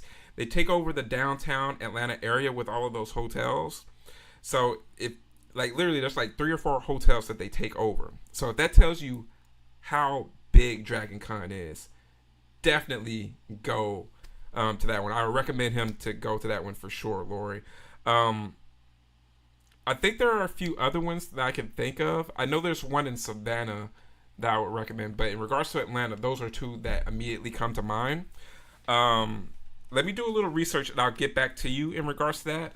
But I do know that there's at least one or two other Atlanta conventions that are horror related that I would recommend for you. Katrina says, my friend is going with me. She's 36 and I'm 50, but she says I act so much younger and go do stuff. She forgets her son is autistic too, and our sons are friends. Oh, that's cool, Katrina. Yeah, that makes it an even better time to go out with friends, especially friends that actually kind of understand what you're going through. One thing that I do know in regards to like friends that have children that are on the spectrum, sometimes it's hard to find friends that really understand the fact that, hey guys, I can't go out tonight because I gotta watch the kids, or my son may be having a meltdown, or a bit of a crisis or something, and I just can't get out. And it's easier when people really understand that, and where it's just like, oh, okay, cool, take care of family, we'll take a rain check or whatever, as opposed to kind of giving you the guilt trip. Because I've had friends that didn't really understand that, and it's just like, guys, you should know their situation. If they can't really get out as much as they would like to, then just make it the experience that much better when you are able to get out. Yeah, AB says triggered my crazy taxi PTSD. Exactly. Like as soon as you start that board, yeah. That's so funny that you said that, because as soon as I thought of Crazy Taxi, my mind immediately said yeah. So yeah, I'm glad that I'm not the only one that is owed pain and suffering from the Crazy Taxi class action lawsuit. Oh man, I miss conventions. I'm barely getting back to my groove. Hey man, the good thing about conventions is that they're never going to go anywhere, Captain Spaulding. They're going to be ready for you whenever you're ready to get back in the game, brother. So, definitely, it will be ready to welcome you back whenever you're getting back to that space, brother. Katrina says, yes, I'm grateful for her. I'm so glad we met and we're both into true crime. Oh, okay, cool. Unfortunately, she's not into horror, but that's okay. We also love the same type of music as well. I get that. And then there's some some overlap with horror and true crime. So, there's some stuff that she may dig, even though it's not the vast majority of horror. I've been into true crime since 2019. Nice. Green Day and Offspring used to hate each other. Yeah, they really did. I watched that Missy Cruise girl doc on Netflix.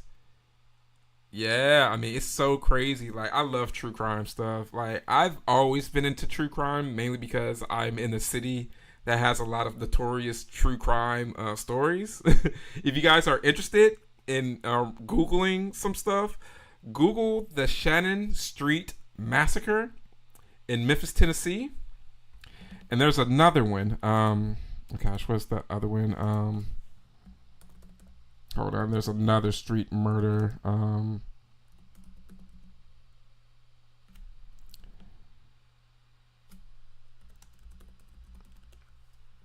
Let's see. And the other one is Leicester Street. Yes, the other one is Leicester Street. So definitely look up the Shannon Street murders of Memphis and the Leicester Street murders of Memphis. The Leicester Street murder is some truly heartbreaking stuff that involves kids. So if you're not I will give you a trigger warning. If you are someone that is very sensitive to kids being harmed, definitely don't Google the Leicester Street murders. But that is a situation that caused hardened Memphis police detectives to cry. Actual grown men crying.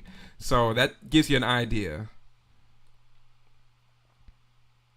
I'm never going on a cruise.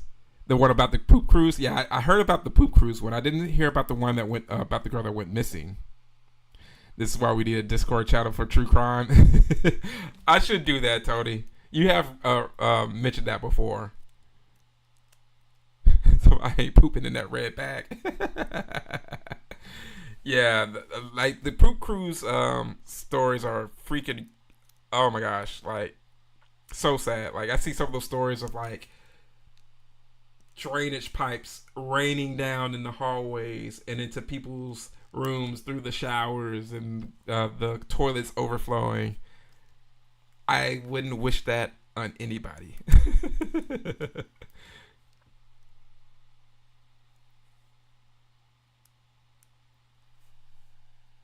Yeah, I love cruises, but that would totally turn me off. But that's also why I think I would never ever do Carnival. I would never do Carnival, and I would never do a Margaritaville cruise because those seem to happen a lot on those cruises. So I'm like, all right, I'm not gonna try. I'm not gonna try it. Cruise ships don't wash their freshwater supply tanks until fifth trip. Yeah, exactly. It's very very terrible.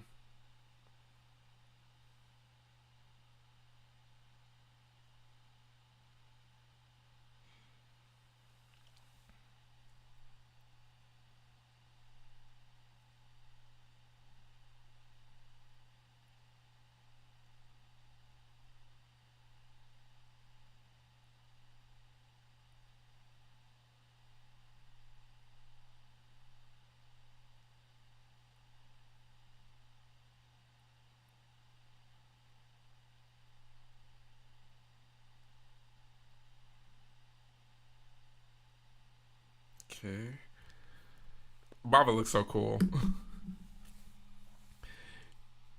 Never been on one and don't want to now. And yeah, then they opened the bar. Let's yeah, exactly. I mean, that's just a recipe for more disaster.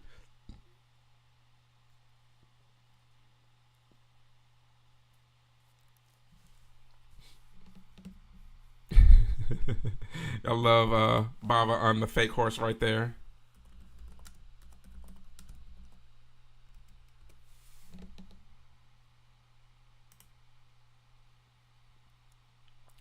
The end.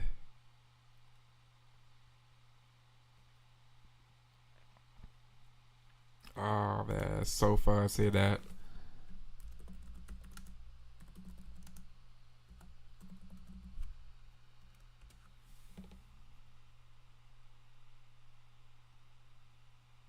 Yeah, I didn't know they had a Netflix documentary about the girl who went missing. So, needless to say, I'm definitely gonna check that out.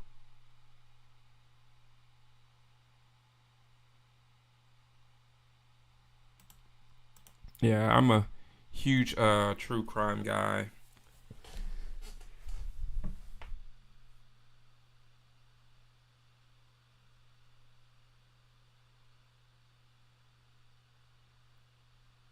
Yeah, it's a crazy like some of those stories. Called Amy Bradley is missing. Sweet. Okay, I'm definitely gonna get onto that because I remember a story because she disappeared in like the late '90s, right? Yeah, I think I remember that story on like Inside Edition and a lot of those shows like that back in the day. Bear run, be right back. Dong's out. All right. Speaking of that, guys, yes, that is Black Sabbath, our first flick. Let me exit out of here and give you guys my next link here shortly. But before that, let's see here.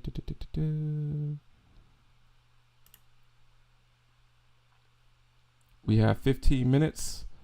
Well, we'll do a quick little break as we normally do for our intermission.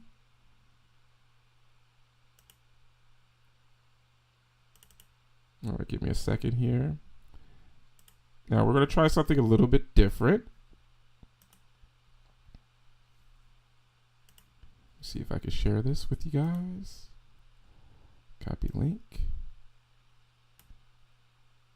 Nope. Copy link. All right, sweet. All right, guys, we're going to try something a little bit different. Now, since Trick or Treat is not streaming anywhere for free, I decided to upload the movie on Google. So there you go, guys. This is where you will be able to click the link and watch Trick or Treat with me.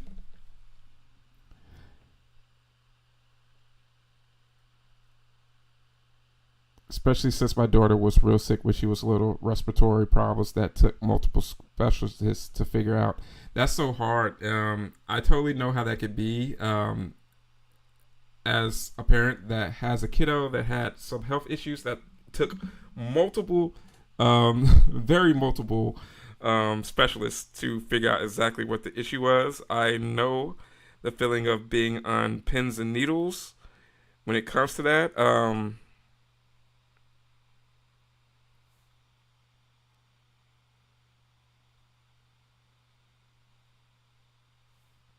Okay, let me change the access for this video so everyone should be able to join in.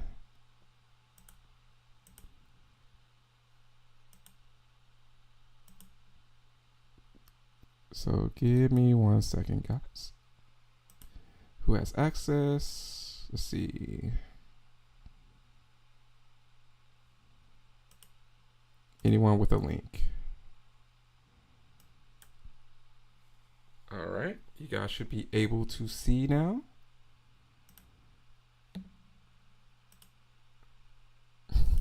He's like, let me in. All right, you guys should be in now.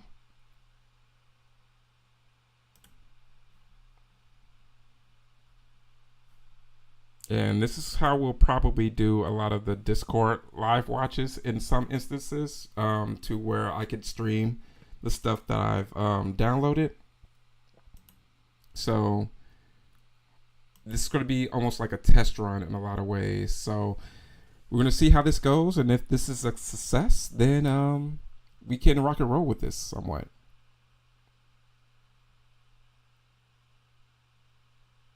No worries at all, guys.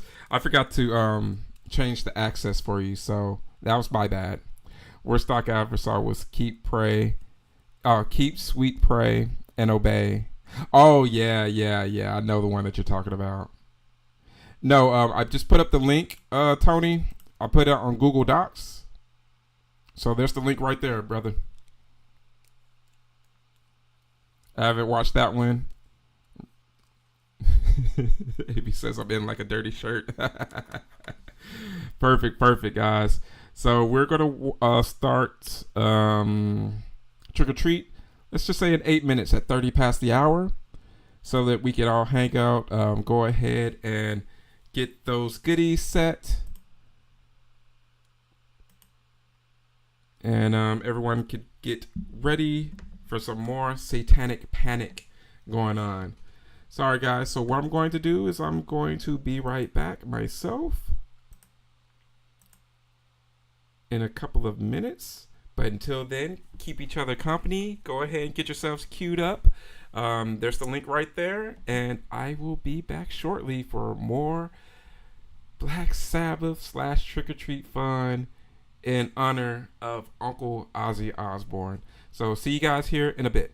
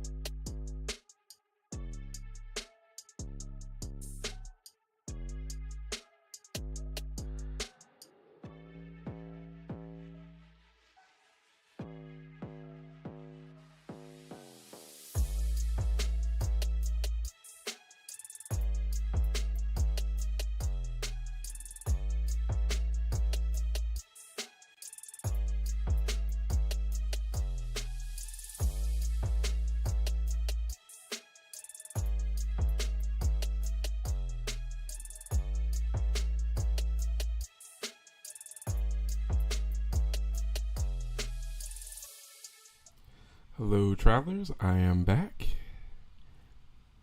and I hope you guys are ready for some trick or treat.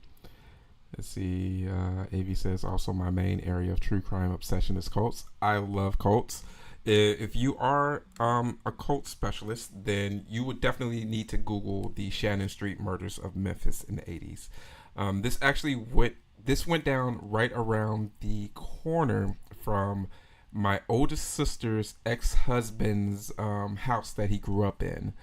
If you grow up in Memphis, um, and if you have parents that were around Memphis at that time, everyone has stories in regards to the Shannon Street murders. That house was pretty iconic in the Memphis area, where people would be like, "Oh, that's the Shannon Street murders house," and there would be all types of paranormal stories involved around that house as well. They demolished that house in the early 2000s, I believe, but definitely research that story. There's a short movie that I want to make that is kind of there's a short horror film that I want to make that's inspired by those Shannon Street murders and that culture that came around that time, because so much happened around the Satanic Panic and cults around Memphis around the time. Everyone knows about the West Memphis Three, but with the Shannon Street murders, this involves an incident with a what people consider a cult and the police, and things went down very badly. It ended up in a hostage situation that ended up eventually with the police, invading the house and taking no prisoners, I should say. It's a very controversial moment because a lot of people say that the police went overboard in what happened. There's a lot of stories about what caused the whole incident. It's this one notorious story that if you talk to any Memphian that was around in the 80s, it is a fascinating story. And I also recommend the Leicester Street murders. That one is famous because that ended up being on the first 48. And there are two surviving kids from that incident. They are now young adults now. And one of the kids that happened to, he's probably in his early 20s now. And it's so sad because he still obviously has mental health issues revolving around that, because he has a lot of trauma of revolving around his family and the person that did it, who also happened to be part of his family. So definitely check it out. It's pretty much almost on some Waco stuff. It definitely ends up Waco-ish for sure. So definitely check out the both the Leicester Street murders and the Shannon Street murders. AB, you will definitely go down a rabbit hole with those. So yeah, it was pretty rough.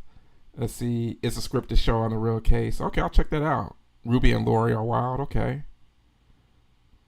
Yes, the case was crazy. I hung out with guys like that in the late 80s and early 90s, and I could see something like yeah.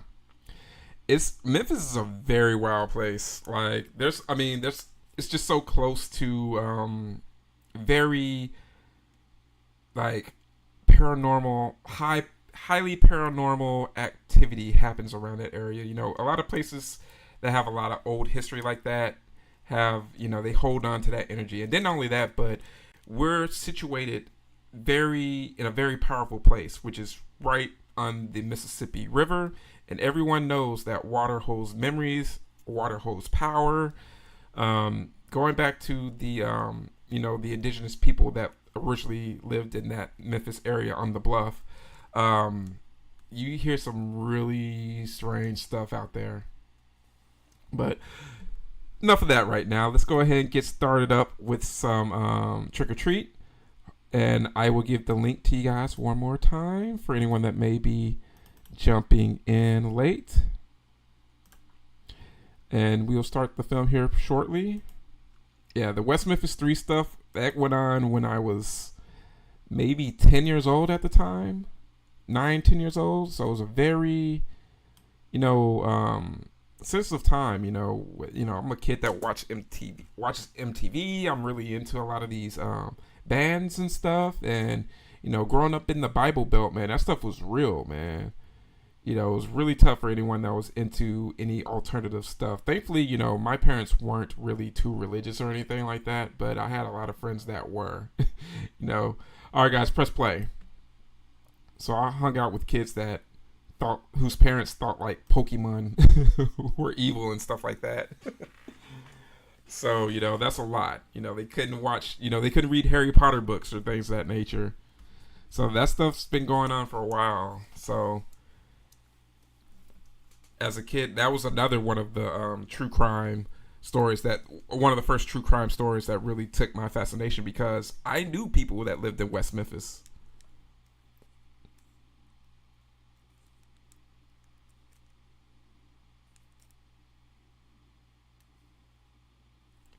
Have ever seen that mullet preacher talk about Pokemon? No, I haven't.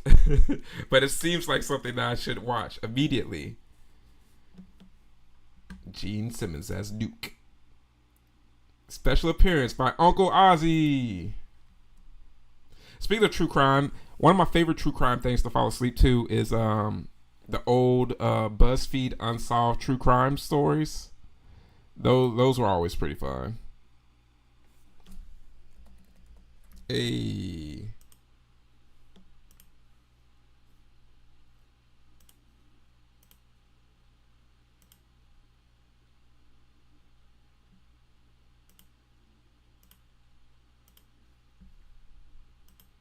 Hey.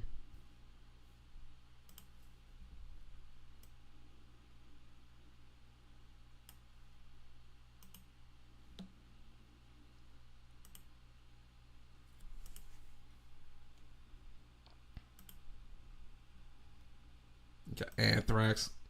I love these old movies because you see a lot of cool old merch and stuff that's just so hard to find nowadays. Oh, that guy was Doug Savant. I think he was in Melrose Place later. I did recognize him.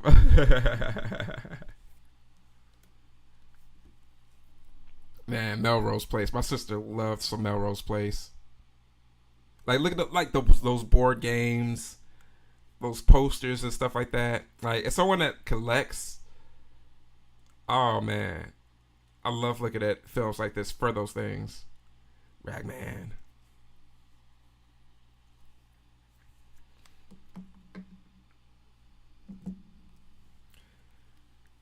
I was almost debating on showing Black Roses with this as well.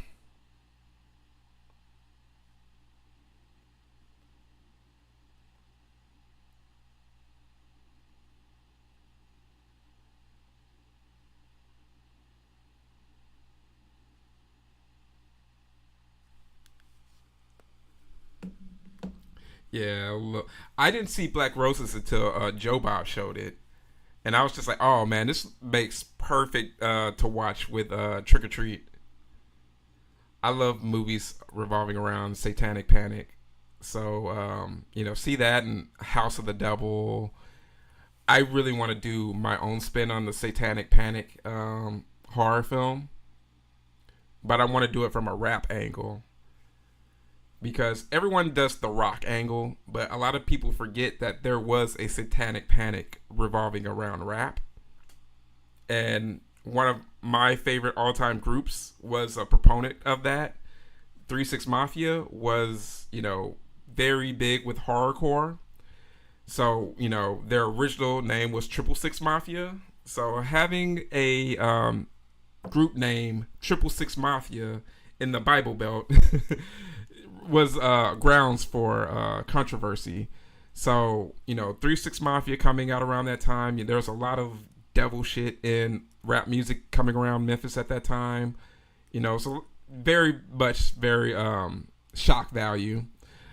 But you got the West Memphis 3 going on around that time. There was a lot happening. So I think it would be totally awesome to do a rap Satanic Panic movie, because all the stomping on CDs with like C. Dolores Tucker and stuff like that, that was totally a real thing. So, oh, we got some dong there, Tony. Tony, did you see the dong? You seen it before in the Slack chat? Oh, nice, nice. Yeah, definitely. Triple T missed Dong, and he's not here for it. He was out getting beer.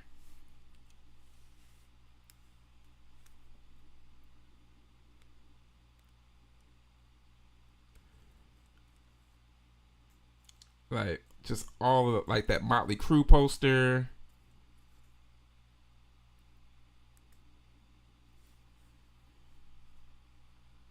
So how is the stream working for you guys? Hopefully the stream is working well in regards to the film. Or he was getting dunked. Yeah, exactly. It could be that. Because if this works well, I'm thinking of streaming everything for Discord off of Google, and that way I could bypass not having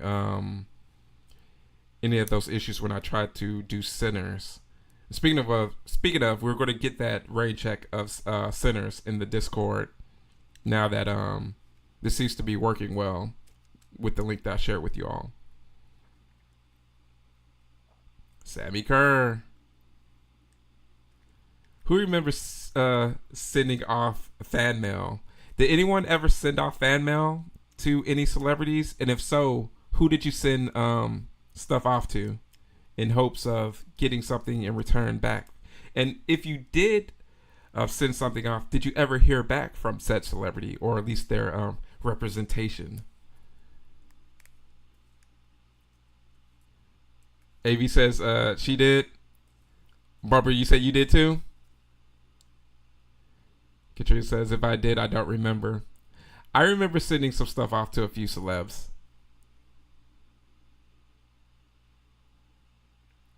I don't want to talk about it, but it was JTT.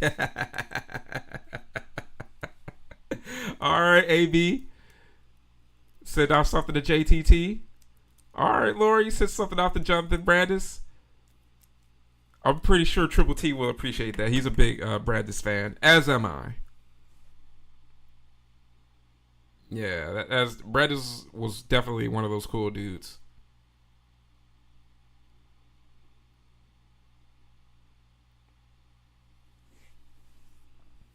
Yeah, I wish that guy was still here with us.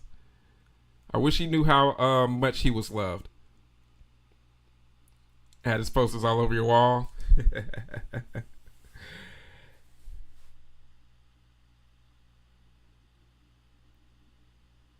This movie's so ahead of its time.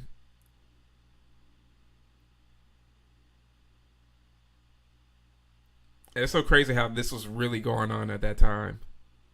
Jason Bateman, Christopher Walken, Anthony Hopkins. Oh, nice.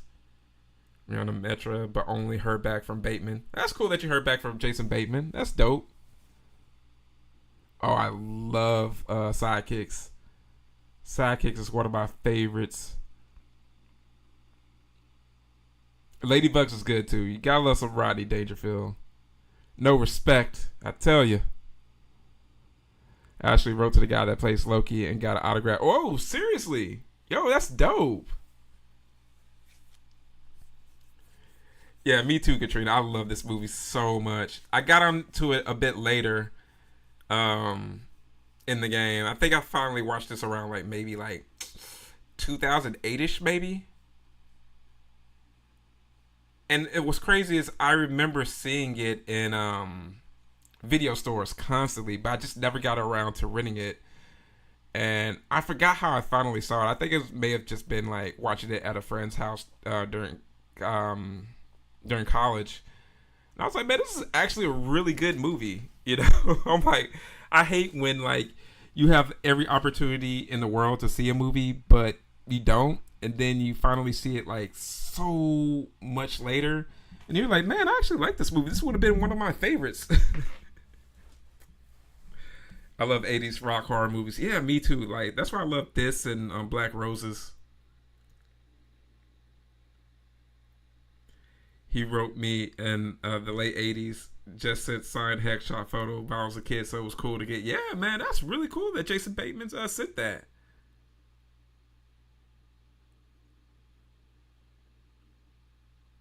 Hackle ladder, yes.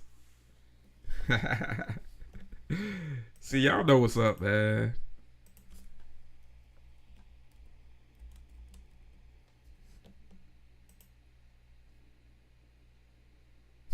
Gene.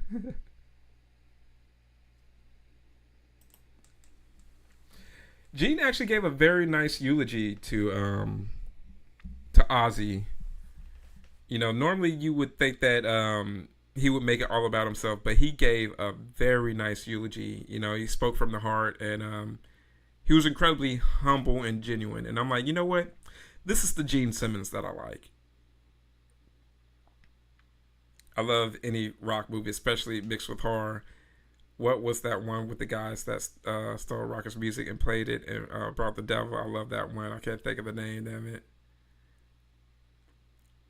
Rock and Roll Nightmare is also a banger. Yeah, there's a lot of cool ones. You know, I also like Rob Zombie's Lords of Salem. Even though it kind of falls off the rails towards the end, I love the aesthetic of that one. You know, and the whole, the band and how it takes place in Salem. That was a pretty cool one. But that's definitely where I want to do a good a rap horror movie inspired by like that music and that underground scene, because if you guys want to hear another thing of why I want to actually do the Satanic Panic with the Memphis angle, you guys should Google, especially AB. This is like totally an urban legend. It's all BS. But I love the idea of crafting a horror movie around this. Google the Memphis Rap Sigils. Sigils. Memphis Rap Sigils. This is really cool urban legend surrounding around the underground rap tapes that were, shoveled around Memphis. There were these mixtapes that a lot of artists did that were selling out of their trunks in different music stores. So there's this very cool angle that I want to go with that kind of reminds me of like Carpenter's Prince of Darkness. So I want to do something kind of like that in a lot of ways. But think of like John Carpenter's Prince of Darkness revolving around like a Memphis satanic angle. So that's the story that I've been thinking of in my head and kicking around. And this is a story that I've kind of had in my head way before Sinners came out.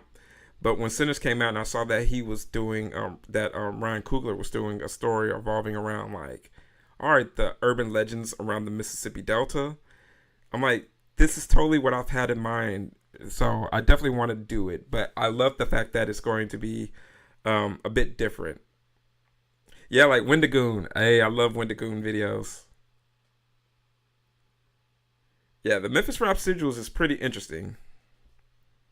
It's funny because I know some of the artists that they claim had some of the sigils. But I just think it's a cool concept for a horror movie of like sacrificing someone and recording it and putting it on cassette and gaining favor from the devil or evil forces. So there's a way that I want to do that and incorporate a cult and the Satanic Panic that was going around in Memphis during that time. So if you guys see me eventually start making some moves with that, don't be surprised. Yeah, exactly, AB. Rock is all the love when it comes to Satanic Panic. But a lot of people don't get, a lot of people don't know the history that rap has a bit with it as well. Because 3 6 Mafia was sampling a lot of like bands like Metallica, Faith No More, and that helped curate a lot of my love for rock because I loved a lot of those samples. And I'm like, wow, what's this song? And it led me to dig into a lot of those other songs. Also with Beavis and Butthead. Beavis and Butthead were very instrumental with my curation of rock music. Being a 9, 10-year-old kid and being exposed to all these different bands and what Beavis and Butthead thought were cool and what they thought sucked helped a lot. So I would have eventually been exposed to bands like Tool and Primus and all these other bands, Typo Negative, but Beavis and Butthead got me there a lot sooner. I'll support you for. Oh, thank you, thank you. Oh yeah, Deathgasm. Deathgasm is awesome. Yeah, the Deathgasm is definitely being on a disgraceful double features. If Tony hasn't seen it yet, he has to see it, especially with the dildo scene. I know Tony's gonna love that one. Yeah, AB says I just learned about it right now. Yeah, I could definitely do a deep dive on the rap angle of Satanic Panic. There's definitely a lot of it, especially since a lot of the rap and rock kids hung out in Memphis.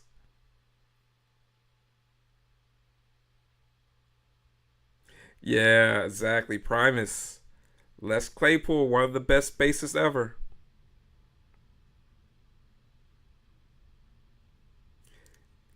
Deadstream. No, I haven't seen Deadstream yet. I've heard of it, but I haven't checked it out yet.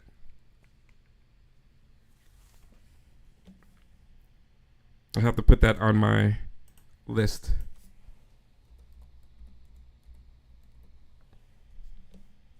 Yep, Deadstream. I think I've come across it on Shutter maybe a time or two.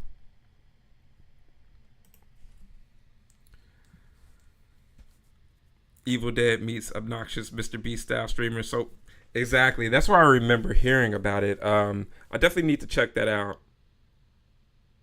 Deadstream is hilarious. Okay, yeah, that's what I'm thinking. I've seen clips of it. I remember hearing people saying good things about it. So we may do that with like Deathgasm or something like that for a disgraceful double features.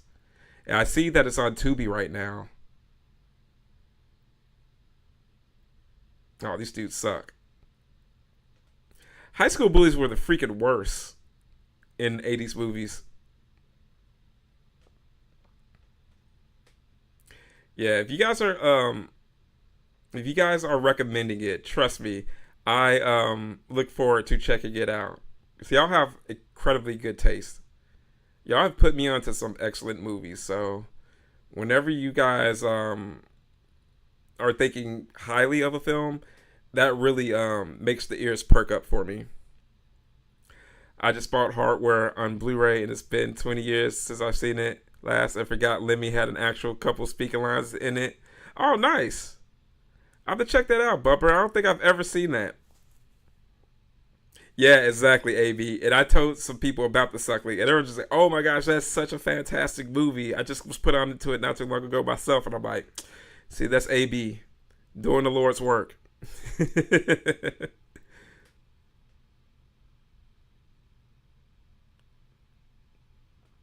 You slosh it everywhere. This is just such a good movie. I've always liked Trick or Treat. Ever since my first time watching it. I really wish I saw this earlier.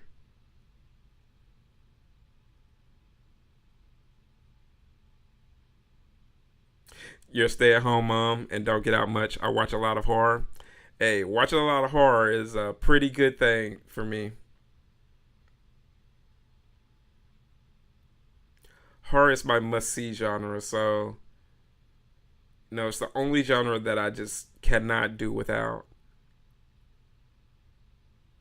And not only that, but horror melds so well with other genres. Like, hey, that's why I tell people, if you don't like horror movies, tell me what other genre that you like, so I could recommend films that you will like. If you like horror movies, there are horror action movies. If you like romantic movies, guess what? There's horror romance films out there. If you like a good laugh, there's horror comedies. I just can't stand the people that are too lazy to actually really look for great horror films. And the people that don't like horror are only really opposed to really one type of horror in a lot of cases.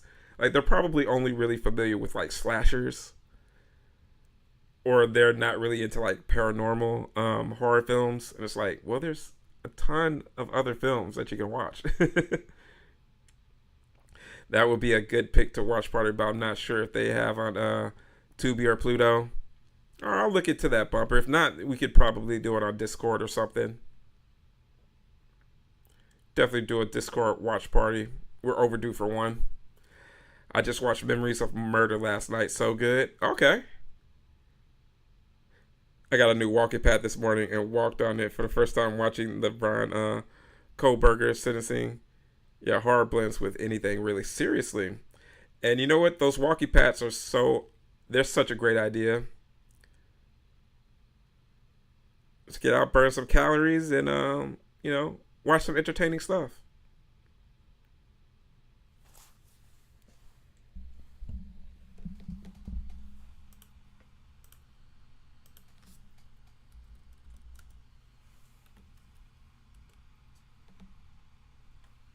Yeah, it's so crazy because I was in Idaho last year, and it was so crazy how that dude got caught.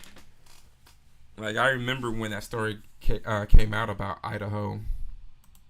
Oh, well, okay. Also, since we're talking about true crime right now, Katrina, what do you think about all the bodies that have been pulled out of Lady Bird Lake? Are you of the thinking that there is a serial killer in the Austin area? Or are you one of those people that are just like, oh, it's a coincidence? There are a lot of drunk people that go into Lady Bird Lake and drown and have no water in their lungs. So I remember when I got put on to the possibility of there being a serial killer in Austin, Texas. And I totally think that there is a serial killer out there. Timestamp? Yes, 21:15 is my timestamp, Tony. Yeah, like what? Yeah, it's so crazy. It's so crazy. I feel so bad for their friends. Yeah, it's like that's just so crazy. Just to have that happen. That was like some real, unfortunate stuff. Like when that news came out, I was just like so shocked. I've been trying to get my best friend to watch horror, but she refuses. We were watching The Mummy, and she walked out the house. Like that's not even horror. Which one here is? Or I forget. Timestamp. Oh, okay. Oh no, there's a serial killer. I'm glad I'm not young partying in Austin anymore. Exactly. Yeah. Yes, a serial killer all over Texas. Exactly. Look at the cases of South Texas. Caleb Harris. He travels. Yeah, I wouldn't doubt if he travels. Or you know what? What I'm thinking though, I'm thinking it's actually probably a network of serial killers. Like from one of my guys that's in Texas, who has a podcast on it. He thinks that it's related to the smiley face killers because for some of those actual murders that took place in Austin, or at least what they're not deeming as murders but accidents, there have been smiley faces reported nearby where those bodies have been found. So I'm thinking that there's definitely possibly some sort of serial killer network that's going on in regards to Texas. But yeah, something is going on that the law enforcement in Central Texas, especially, is not letting the public be aware of. Yeah, exactly, because he's going to those clubbing areas. He's only and the thing is, he's targeting a lot of gay men, and he's targeting a lot of men that are by themselves. So I'm thinking you're right that a lot of those guys are on the DL because these are men that are by themselves, and there was one that was pretty scary that I was hearing where there's this one guy who was calling his friend, and it was literally straight out of Scream, what the latest Scream, where he's talking to his friend, he's trying to get picked up, and next thing you know, the phone signal just drops, and the only thing they found was his phone, and then next thing you know, they find him getting pulled out of the lake, a couple of days later. It's crazy. You're right, Katrina. Exactly. It's huge money for Texas to have tourists all over Austin. So if that money goes, then it's a bad thing. What about West Memphis 3? I thought they were innocent. I thought Damien had something to do, or the dad. I still don't. Yeah, I still think that dad seems ultra suspicious. I've always thought that dad was very suspicious. I mean, it's so hard. I mean, everyone has an opinion on the West Memphis Three. I've always been, as much as I've researched on it, it's very hard for me to kind of really come up with what I think happened. But that dad never kind of sat right with me. I don't know what it is. No, you're right, Katrina. It's totally revolving a lot of tourist bucks. The trucker conspiracy is a good one about 68 of people missing off of highways and dump. Yeah, exactly. You're right, Bumper, and it's right. And I'm so surprised that it took people this long to really, admit that about the truckers. Because I'm just like, dude, someone's picking up these runaways. These young, you know how many young girls hitchhiked across country in the 70s and 80s, and thankfully, if it wasn't for true crime, buffs, some of those women would have never been identified. But yeah, hitchhiking used to be a real serious thing back in the day. So a trucker picks you up, or you're a young lady at a truck stop. That's easy prey, and this is before the internet.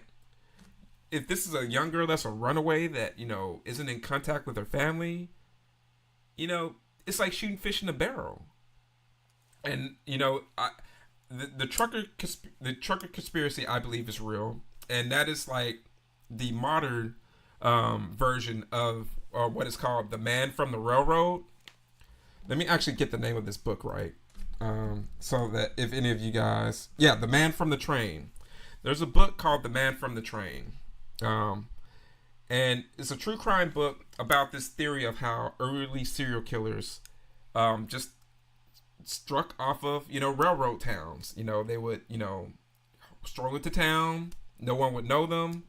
They may have gotten a job on a farm or whatever, helped the family, killed the entire family, hopped on the next train out of town. There you go. And this is during pre-internet. You got police having jurisdiction issues. So the Man from the Train, I believe, definitely happened because there are a lot of noticeable axe murders that took place, like the axe murders in New Orleans, the Vasilla one. I want to go to the Vasilla axe house because that's one of my favorite true crimes. So definitely one of those ones. Yeah, Bradley Cy Brooks missing in South Texas after going fishing. Exactly. Jesse Albert Garcia Jr. Missing in South Texas after going. Exactly. See, exactly. Katrina says, I don't think Damien did anything. I think it was the dad or the theory of the guy that left the fast food place with blood all over the bathroom. Yeah, the guy that was at that Bojangles. Yep. Exactly, AB, the Vasilla axe murderer. Yeah. So there's a theory that he was one of the men from the train. They think that either it was an early network or it was one guy that was just hopping on the railroads. He was just, it was just an easy way to get in from one spot, satisfy that bloodlust, and move on to the next town. So that's a book that I highly recommend anyone that's into true crime. I just watched Donnie Darko for the first time. Trippy movie, reminded me in a way like the Butterfly Effect. Yes, it's definitely a movie that I think influenced the Butterfly Effect. Love Donnie Darko, one of the best soundtracks ever. But I haven't seen Donnie Darko. I've been meaning to watch it. Definitely watch it, Lori. I recommend a lot of people, if you're not averse, like definitely watch the theatrical version first. But if you're confused after watching Donnie Darko, I recommend watching the director's cut right afterwards because it fills in every little hole and it leaves nothing up for interpretation. You will get a 100% understanding of Donnie Darko from the director's cut. Yeah, he was like a train riding hobo. Exactly. The guys from Red Letter Media. Yeah, I think the guys from BuzzFeed as well went there as well. Yeah, that soundtrack is amazing. Great 80s soundtrack. Your daughter is currently obsessed with Donnie Darko. I hope we'll actually get that real Donnie Darko sequel one day of other than S Darko. I had no intention of ever seeing S Darko. I read the premise of it, and I'm just like, no, never. I watched American Psycho with her the other night. Oh, that's dope. What did she think of it? I'm pretty sure the kiddo loved it. AB Bojangles very logical. Damien told the softball team he didn't, but was probably trying to look cool. Yeah, I think it's either the Bojangles guy or the dad, but it's just one of those things where it's just so much gray area. I never thought the kids did it because that's just not something alt kids did or goth kids did. You know, none of the kids that were like that I knew were ever really into some shit like that. You know, and if anything, it would be some guy just having some sort of like fantasy fever dream of doing something like that to his bullies, like Columbine style. But you know, that would just be it. Another one I watched was The Hitcher. Ladies, if you haven't seen it, now it's great to watch it in the dark already. Yeah, The Hitcher is awesome for sure. Yeah, oh my gosh, American Psycho. No, Lori, I haven't seen I Know What You Did Last Summer this weekend, but I plan on seeing it this week sometime. Definitely looking forward to seeing it. Have you seen it yet, Lori? She loved it. She loves mindfuck movies. I had fun explaining all the memes. Nice. Yeah, I definitely want to see it this weekend. The Hitcher's awesome.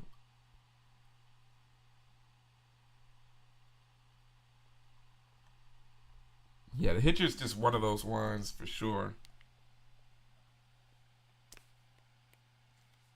Yeah, I wish it wasn't edited as well. Yeah, I want to see it sometime soon. So I'm hoping that I'll get around to seeing it this week. I probably should try to see it for a matinee or something if I have some time. The first one's really fun, AB. It's just it's basically a product of his time, you know, super inspired by Scream. But, you know, definitely, you know, has the same writing and everything. But the sequel is actually fairly decent. Brandy does a surprisingly decent job in that film. I really need to go see Superman. I need to see Superman so badly.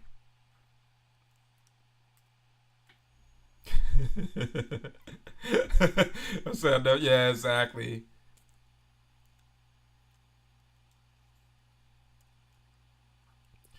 You didn't see the first Scream until like 2 years ago? Oh, wow.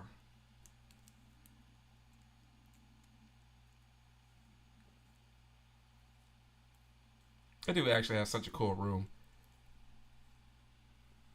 I think I'll go see it for a matinee on Sunday. That's when hubby is home to be with our son. I go to a lot of horror matinees.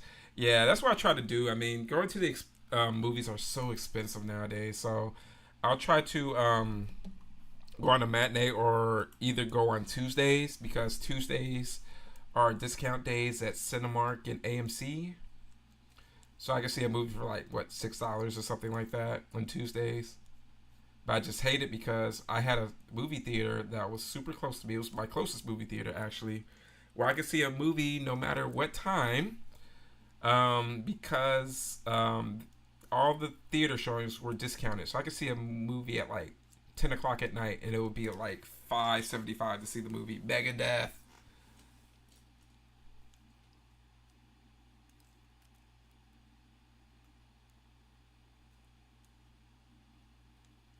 No excuse was I was homeschooled. And what's funny is my son will say the reason why he has seen all the horror movies is because he was homeschooled. AB, I disagree. Don't waste your time. Dawson's Creek box set was way better. Yeah, with the tax here, it's like eight. Yeah, eight something. Yeah. It's so crazy how much it's gone up nowadays.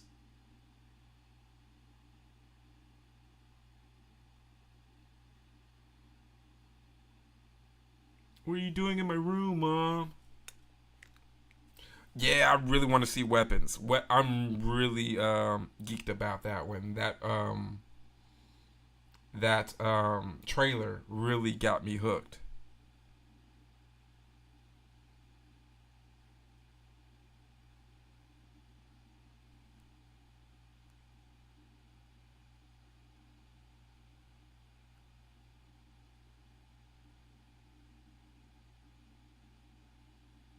Hmm.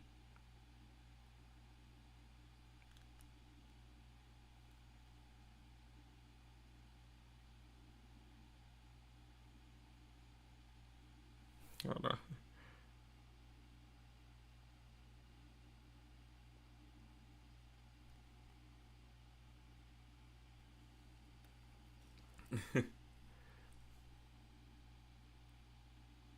Okay, cool. I can't wait to check that out. Let's see. Yeah, Weapons looks really good.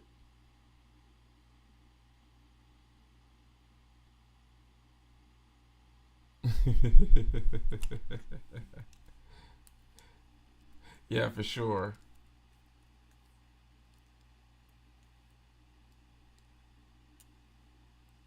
No, no, she was saying it looks so Night Shyamalan like his style. Oh no, I see. Yeah, yeah, you say you misread.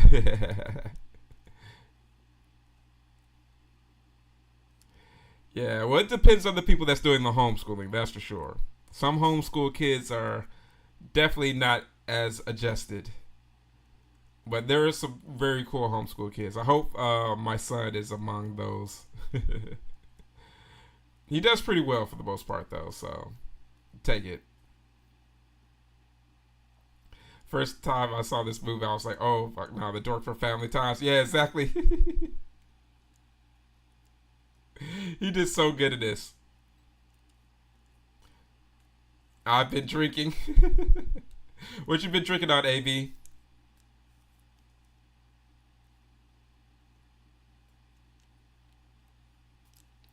Yeah, I like that premise about Barbarian, about like how the writer was like, okay, he started writing one particular story and wrote himself into a corner, and he was like, okay, well, I'm just gonna draw audio, well, an audible in this story and go from there. And how he was basically talking about how he was reading a book about how there are certain signs sometimes that women see in regards to situations that they are in, knowing that it's a bad situation, knowing that they should get out of the situation, but somehow they'll stay in it. And that's why I laugh at people that say like, "Oh, Barbarian was so unrealistic because she stayed in the house with the guy or whatever." I'm like, "Do you read the news? Do you hear about all these crazy scenarios that happen in real life where it's just like, oh, you were just being a human instead of just saying, nah, man, I'm gonna go. I'm just leave you on that. Like, there's a reason why Ted Bundy was able to amass all the bodies that he did. Yeah, exactly. You know, this dude has a broken arm and he needs help. Nah, girl, let that dude handle his own stuff. He'll be straight. He'll be okay. Get home safely. Shiner Bach the goat. Yeah. They're afraid of being rude. Yeah, exactly, AB. And that's why I tell a lot of my women friends all the time, and even young girls that I meet. I'm like, don't be afraid to say no. It's like you know you can say no. It's a two-letter word, and it's one of the most powerful things you can say. You know, who cares in a lot of cases? You know, you got to think about yourself. It's a weird social conditioning thing. Exactly. I mean, not me, but like other people. No, I feel you. I feel you. I know a lot of friends like that are just too kind. It's like, man, that's going to get you messed up one of these days. We like to say what we would do, but you never know until you're in that situation. But I was still yelling at that chicken barbarian. Oh, yeah, for sure. It's like, man, go find you another Airbnb. Go stay at a hotel. Hey, you still down to hug her for?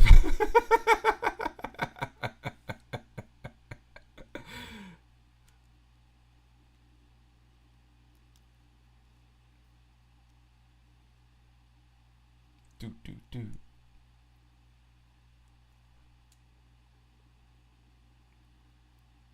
Exactly. Anywhere. I stay in the car. But I love how Detroit is becoming a setting for horror films. Like, you got, Barbarian. You got Don't Breathe.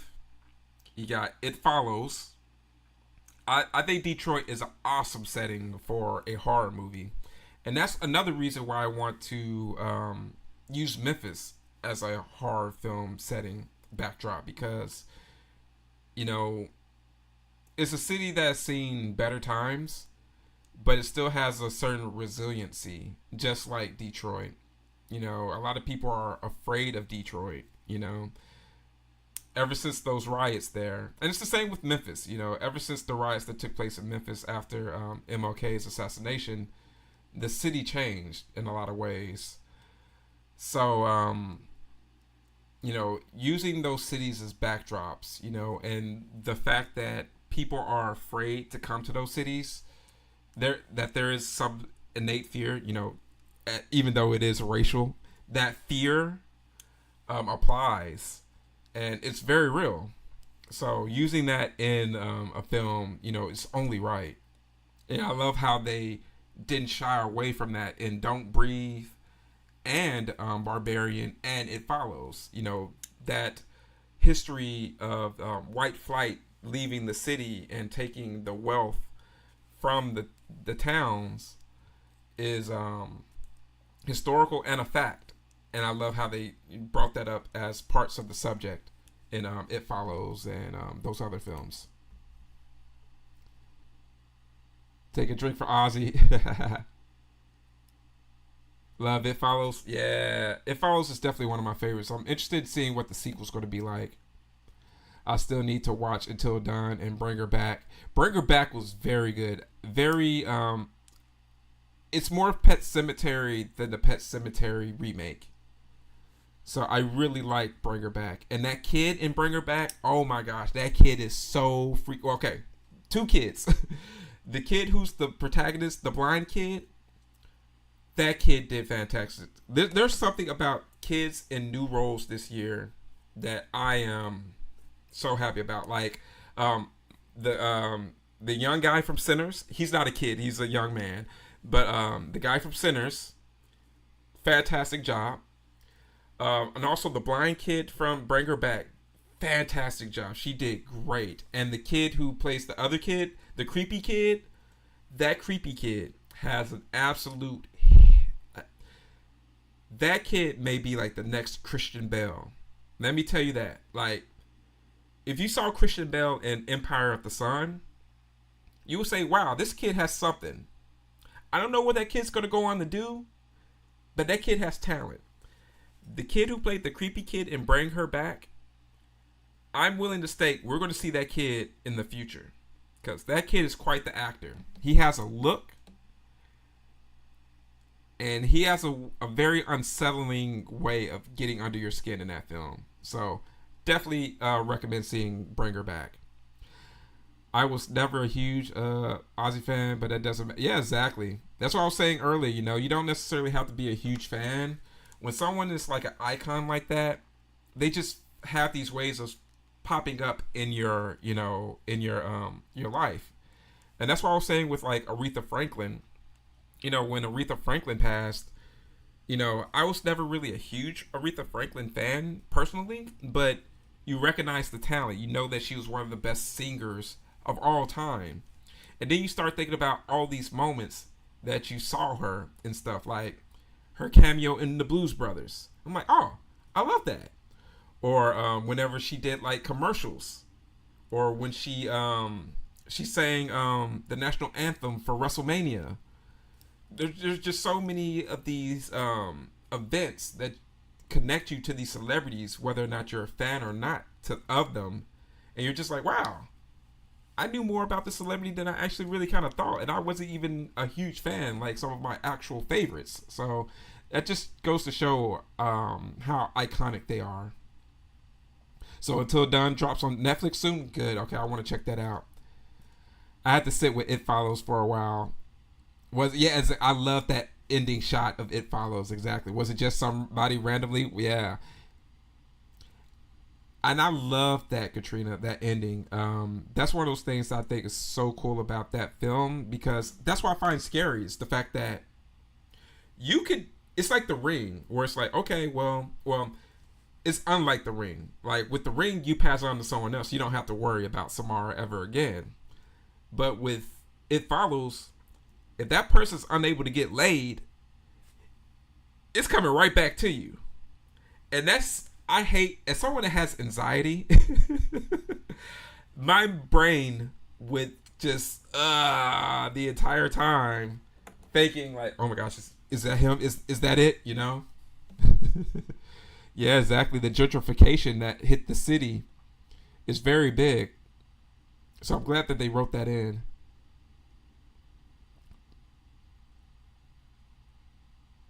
Yeah, the Little Brother and Talk to Me was, yeah, I love the Little Brother and Talk to Me. I've been to 8 Mile. Memphis at the time was even worse at the time. I'm like, 8 Mile, I've seen worse neighborhoods than that. Definitely dying in the It Follows universe. AB's just going to find old men. That's what it is. She's going to be all over those old men. See, what it is, AB's going to have to find a sugar daddy type. that's going to have to have like a hole burning in its pocket for the next victim.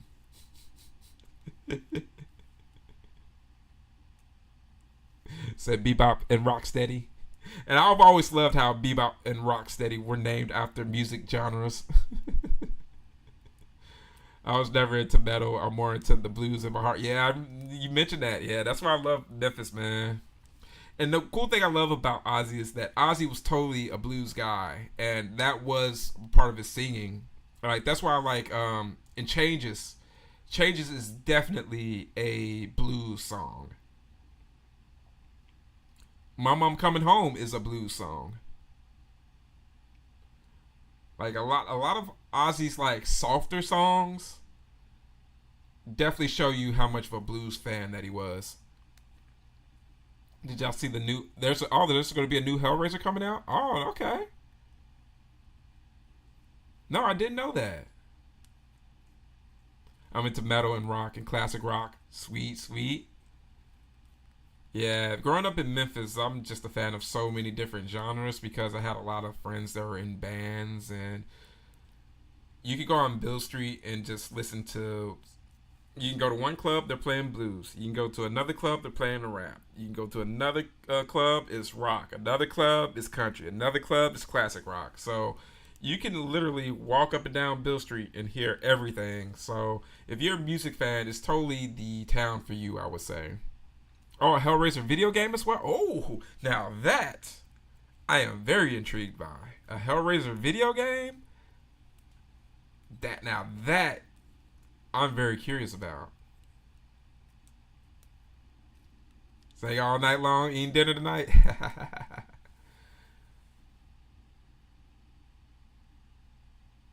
Oh, speaking of metal bumper, I meant to ask you this since we were talking about Ozzy. Did you ever get a chance to go to an Ozfest? I know you're very much a metalhead and a concert aficionado. I know if anyone here has gone to an Ozfest, it was likely you. So, did you ever get a chance to go to an Ozfest? I was a bit too young and broke to go to an Ozfest, so I never had a chance to. And that's another reason why I say that I loved Ozzy, because as I mentioned, when he was young, he was not afraid of the older generation, and he gave them props. But as he got older and got to that elder statesman role, he gave it up to the younger generations as well. You know, he could have easily been one of those old stuffy farts that was like, oh, I hate what these young kids are doing. Grunge. And so, you know, he liked what the, you know, young guys, were doing when it was like Metallica. Then he liked what the young guys were doing when it was grunge, you know. And then he liked what the young guys were doing when it was like new metal. So Ozzy was totally not a hater, and I love that about Ozzy. Ozzy was, and it was Insecure, which is the reason I like him. Yeah, man. He was definitely a blues guy. Now, Insecure was the reason why you like him. Sweet. Also, Bumper, you've been to 7 of them. Yo, which one was your favorite, Bumper? See, I knew Bumper went to. I knew Bumper had been to a few Ozfests because if you guys saw like Bumper's ticket stubs, Bumper's seen them all. I know it would be either you or Jeff who would likely have been to an Ozfest. So I need to hit Jeff up and ask him if he possibly went to one. And you went to 2 solo shows, man. You shared the game link in the Discord. Sweet. Okay, cool.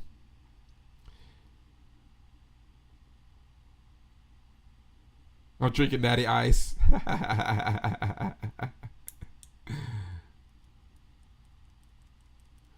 Jack was responsible for picking most bands on Ozfest, and Sharon was final call.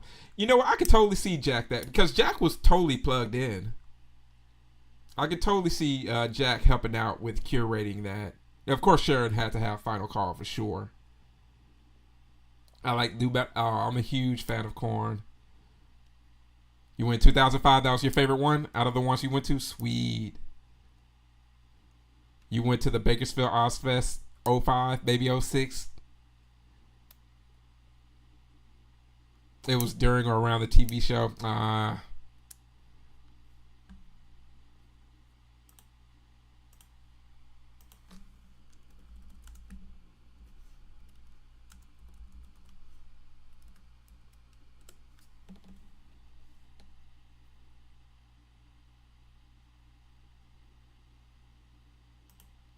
And it sucks to know, like, I was just reading also about, like, Ozzy's surgery that contributed to him not being able to walk. And he was just talking about people saying, like, hey, if you get recommended to get a surgery, definitely get, a second and third opinion because that surgery messed me up. And I'm like, yeah, man, it's so unfortunate how that happens to everyone, whether you're a celebrity or a real person that, sometimes you get these surgeries and you're never the same afterwards. Just like also with like how we were talking about with Clive Barker, he went to a dentist and almost died. A dentist. So I mean, it's scary. It's very scary. Most of the ones I went to were before cell phones like we have now. So I had to take pics out of on the disposable camera. Yeah, digital. But you know what? There's so much character in those pictures, Bumper. And it shows that you were really there at a time that people could really, really enjoy the show.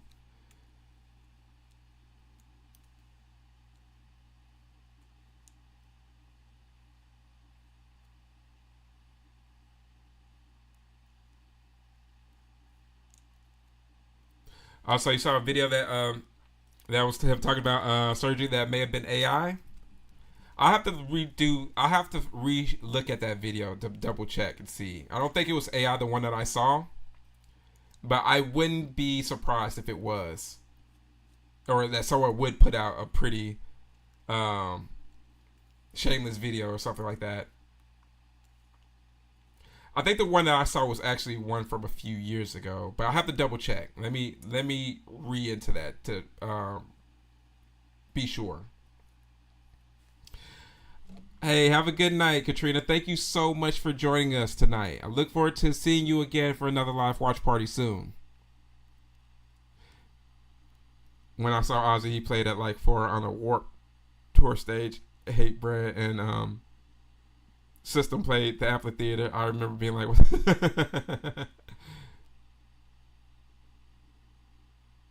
all right, guys, I'm heading to bed. Have a good night. Yeah, have a good one.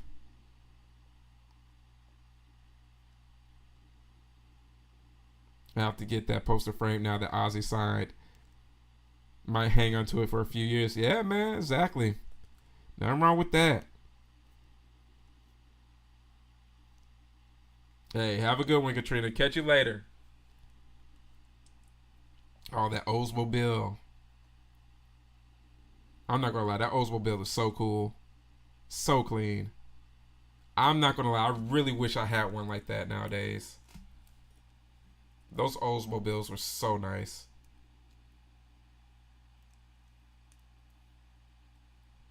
Look up hip replacement. They literally sledgehammer metal into your bone marrow hole. You know what? I know all about that because my dad had to get a hip replacement. He had a very bad car accident that required him to get his hip replaced. And I will never forget that recovery. I've never seen my... Now, my dad is a pretty self-sufficient guy. You know, my dad is the type of guy who never really asks for help. I've never seen my dad so vulnerable and so helpless than after getting a hip replacement.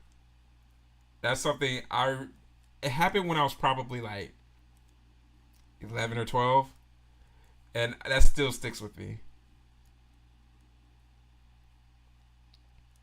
Yeah, that's why I'm trying to do everything that I can to never have to get surgery on this bum shoulder here. Because I have had friends that have gotten shoulder surgery, and it does not look fun at all. Love to have the car from Cobra. Oh, yeah. Now, that is a great car to have. You want to go to hell? You want to go to hell with me, pig? I love Cobra.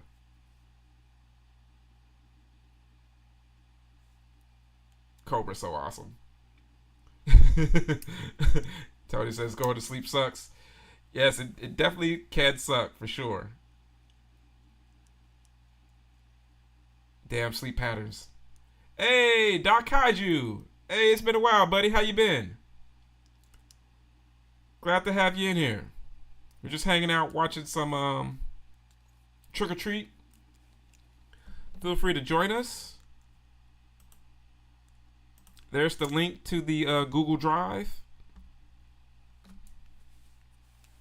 Those little slices of death, how I loathe them. Was that supposed to be like from Edgar Allan Poe? I know that was in one of the Nightmare films. I think that's maybe Nightmare 4? If I die tonight, I'm counting on the GVG to put it on my tombstone. Hey, consider it done, Triple T. Even if we have to carve it into it ourselves, we're going to get it.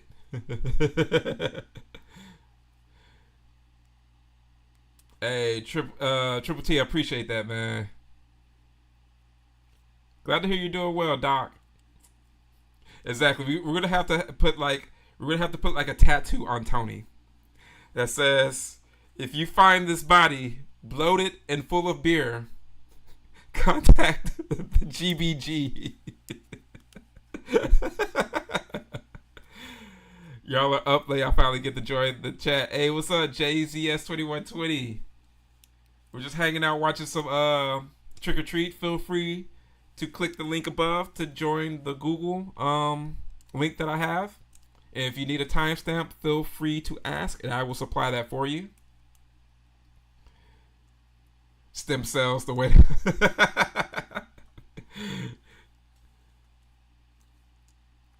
Man, exactly, man. I'm trying to regenerate any way possible. Forget those fetuses. We'll be like Christopher Reeve. That's an awesome South Park reference for anyone that notices that. And if anyone who remembers that Christopher Reeve South Park episode, you're the man.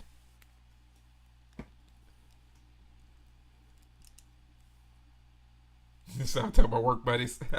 It is Poe. That's what I was thinking. I was like, that's probably Poe.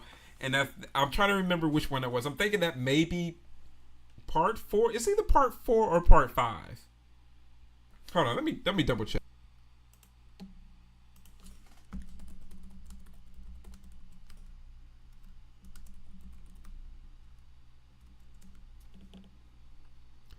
That is actually that's part 3. Okay, I was off. I was like, I know that's part 3 or part 4. It's something in the one of the Kristen movies. Love me some South Park. Yeah, apparently, definitely need to. And then Matt and Trey like made like some crazy big deal, like in the billions with Paramount. I was seeing that earlier. Like, who would have thought, man? Matt and Trey definitely rolling in the dough. Yeah, exactly. 1.6 billion. QR code is ass cheek. Yes, go. We're gonna have a QR code to go to the GBG. I've never seen this. I heard good about it. It's actually really good, Doc Kaiju. I was telling the GBG earlier that I got onto Trick or Treat around like maybe 2008, and I was just like, man, I wish I could have saw this film earlier because I really took to it. I remember seeing it in like rental stores constantly, but never got around to renting it, and I really regret that nowadays. Man, Bumper, can you just imagine signing anything for 1.5 billy? Not milli, Billy.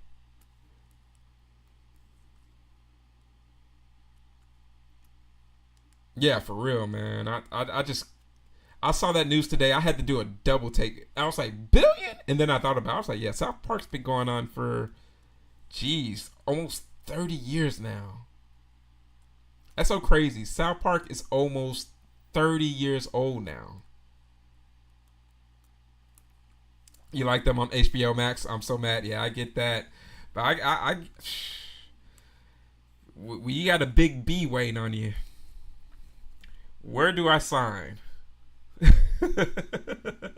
Speaking of signing, guys, I did my first ever autograph this weekend. I should have actually documented it, but it was cool because I went to this restaurant, and it was the restaurant that had the really cool repurposed Blockbuster video sign, and they had like this wall of celebrities, and they had people that come up. They came up there like band members from Korn, Guy Fieri, Jay Leno, a few other people that had been there. And I got to talking with the guy that was the server, and it was funny because we were talking about conventions and things of that nature and celebrities that have come into town. He was complimenting me on my shirt, and he was talking about wanting to meet CJ Graham at their local, geek culture store. And I was telling him, oh yeah, man, I've met CJ a couple of times, and how I go to conventions all over, and I have a YouTube about it. And he was like, oh man, what's your YouTube channel? I'll follow you. So, I told him what the channel was, and he was like, oh dude, it's cool, man. He's like, oh, YouTuber. He was like, hey man, you wanna sign one of our menus? And I was just like, should I say yes? Should I say no? I'm like, dude, I don't think I have a big enough following to be signing anything yet. But he was like, dude, you're doing something big and you never know where you're going to take it. And he was like, judging from your personality, I can see you definitely getting to where you want to be in YouTube. So he was like, definitely sign a menu for us and we'll proudly display it. So I signed my first autograph over the weekend. It was quite the accomplishment. So that's pretty dope. I would have had a heart attack. Exactly, Bumper. My ticker is not made for that type of news. I'm used to receiving bad news when it comes to stuff like that. Like, if I got the news that I'm 1.6 billion in debt, that would be more likely than ever receiving a 1.6 billion dollar check. So I would definitely lose it. Surprised they didn't cancel them. Wait until they. Yeah, exactly, man. That's totally how it is, AV. They've made quite the bit of enemies, but man, Trey, they're like the Teflon Dons right now. Oh, Bumper, I would build the Fallout shelter to beat all Fallout shelters. Tony says I was late to this flick for sure too. Yeah, man, it really went under my radar. I wish somebody put me on, because this is such a an enjoyable flick, man. I see why this really has the cult fan base that it does. Like, Trick or Treat has a really rabid cult fan base. Moving on Up is for real. I mean, if Matt and Trey didn't already have tons of money, but if this solidifies anything, this solidifies that Casa Bonita is never going anywhere now. The fact that that's how rich they were. Matt and Trey put their hard-earned money into a restaurant that was failing, that was losing money, that they're probably never going to make money on, simply because of their love for it. And that's totally what I would do for a lot of horror landmarks and things of that nature, just for the love of the genre and for fans of the genre to continue to love those landmarks. You don't want to dock your first auto. I've done that. It's about the connection. Yeah, exactly. It's definitely all about the connection. So I'm glad that you're gonna have your own table at a con pretty soon, like Grim Life. JZS 2120. If I got to those heights like Michael and Jessica, I would be incredibly satisfied. You guys being here shows me that I can get there one of these days, and I will get there one of these days with you guys' continued support for sure.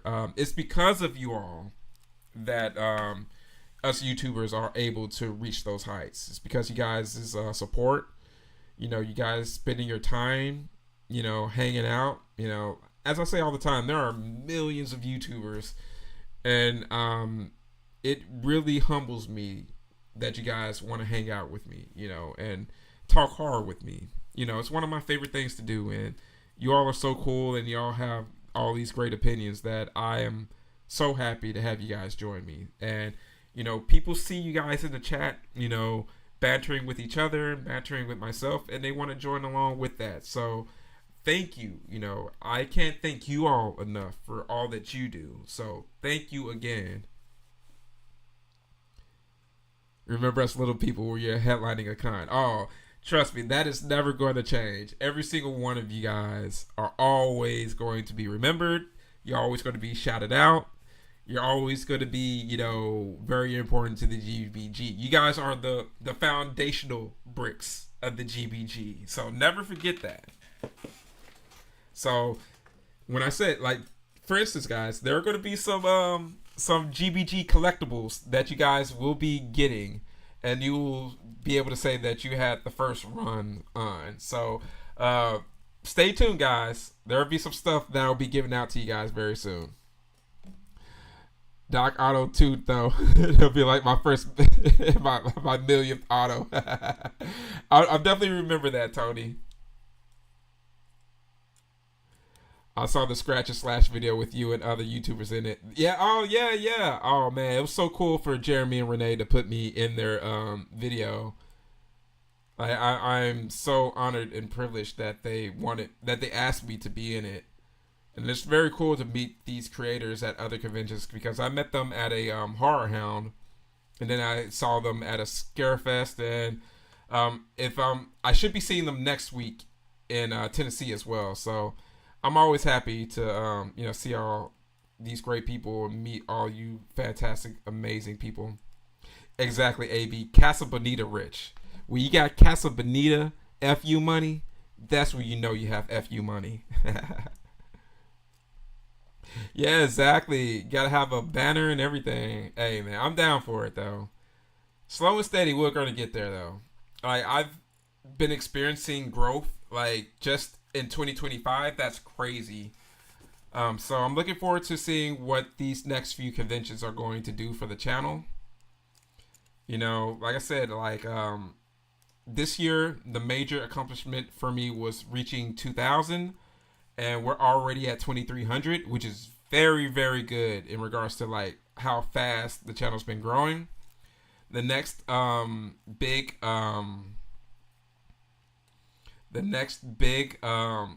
subscription goal is 5,000. So we're getting there. We're getting there.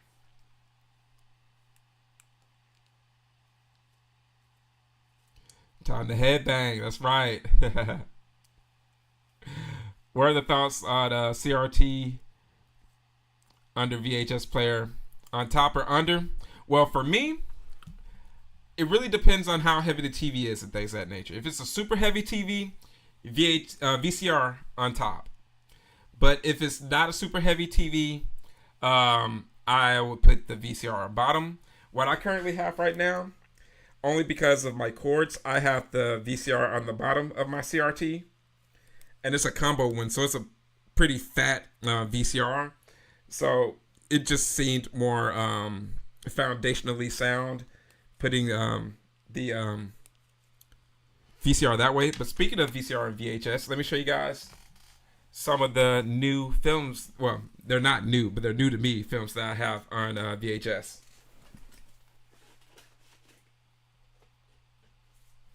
So I picked up some VHS. One was a gift for a friend of mine, and it's actually in another room, so I'll have to show you guys later. Let me show you guys what I picked up.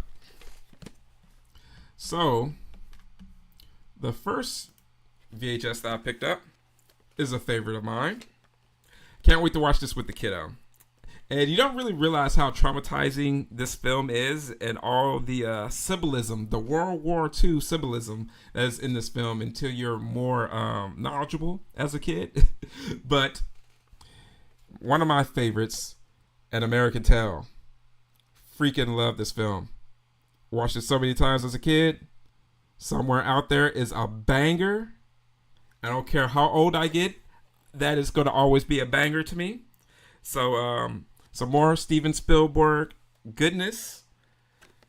Don Bluth, the man. Love Don Bluth. Let's see. Another one. My man, Rick Moranis. And Honey, I Shrunk the Kids. And of course, the Roger Rabbit short in the beginning. Absolutely iconic. Love this film. Can never get enough of it. Another film that I want to watch with the kiddo. I got a couple of kids movies because the kiddo's been wanting to watch some movies on VHS with me. This kid is such a kid that's an old head. But he's like, hey, Dad, can we watch some movies on the VCR? So I had to get some more films that are kid friendly. Oh yes, Five Goes West is another great one. My dad took more to Five Goes West because he's a Western guy. So he loved putting me onto that one. And I was just West, so that was just totally amazing. Another fun one for me, Teenage Mutant Ninja Turtles 2. I've been looking for a TMNT 2 on VHS. I have TMNT 1 and 2 back home in Memphis, but I'm not sure of the condition that they are in because they have been sitting in the attic. So I would rather, buy a new copy for $2. And I bought a TMNT 1 for like $2 as well at another convention. So I'm glad when I could catch VHS for very affordable prices still. Now, this one isn't for the kiddo, but this is a memory maker for me. I absolutely love this film because it takes me back to a time and place. But this one is... let's get Master P's I'm 'Bout It. Such a cultural milestone for the mid to late 90s. Absolutely love this film. It has some very what would say the all new No Limit Underground videos and the No Limit Party with the No Limit strippers. That was a pretty fun part. But 3 family-friendly films and 1 not-so-family-friendly film that will be watched on VHS soon. I've been wanting to get an old CRT TV. I still have my VCR, and it worked the last time I plugged it in. It was over a year ago, though. Yeah, I feel you on that, JZS 2120. Thankfully, I copped my TV at a thrift store. Actually, I copped my VCR DVD combo at a thrift store, and I paid maybe between $5 and $8 for it. So that was an absolute steal in this day and age of VCRs going for like $100. And I got my CRT TV for like $20 through Facebook Marketplace. So I'm glad that I got that all good for pretty cheap. Tony says banners are cheap these days. I just hate when bands pop them up with wrinkles because they did. Yeah, exactly. You gotta roll them. Come on, guys. Don't be savages. Oh my gosh, my son loves Rockadoodle. Yes, I've seen Rockadoodle with him. I remember seeing Rockadoodle in theaters when I was a kid. It was like a school field trip, so definitely. Shown Trilogy of Terror. You know what? Oh my gosh, that doll segment, he would absolutely love that. We haven't seen Trilogy. Well, I haven't watched Trilogy of Terror with him, but I know he's gonna love that. So that's gonna be a fun one to watch with him.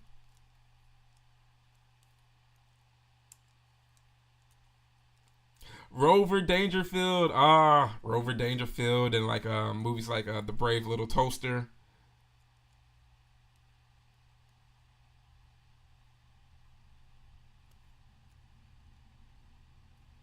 Yeah, man.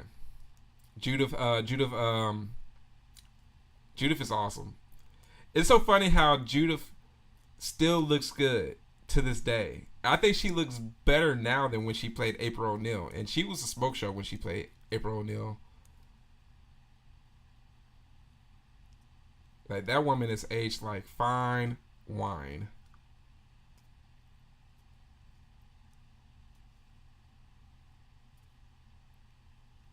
Hey, Problem Child 2 is one of my favorites. I absolutely. It's so funny. My son loves Problem Child 2. Problem Child and Problem Child 2 as well. He's watched them a million times. It's so funny because he's watched Problem Child 2 a million times. And I'm just like, dude, I remember. Oh, is that. That's Billy Bob. I just noticed that was Billy Bob from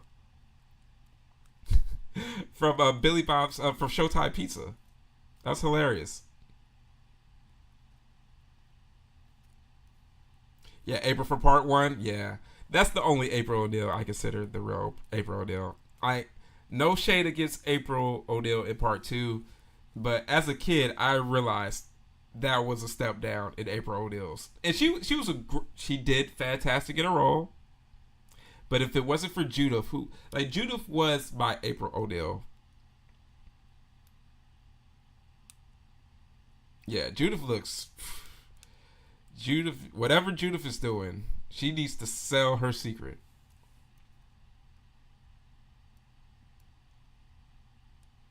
You like Paige? Yeah, that's what I was like. I like Paige too, but I think Judith just really just did her thing in that one. But not only that, I'm glad to see her carrying the torch for the franchise still. Right, she still does interviews. She still goes to the cons, embraces the fans and such. You digging the pace of the chat? Hey, that's what it's all about. I'm glad that you guys were down for hanging out, even though it started off a little bit later than expected.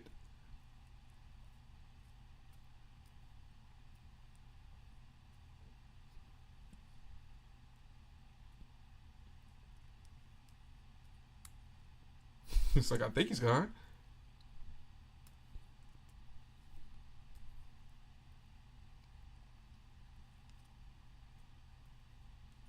Yeah, I like them both. I mean, I came around more to Paige around Turtles 3. I think she shined a little bit more in Turtles 3.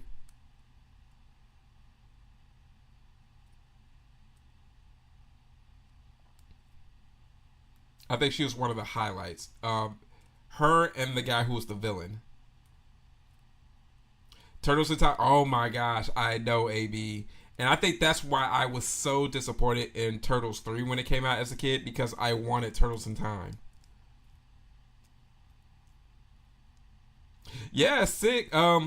If I'm not mistaken, I believe Sid said that film actually helped revitalized his career.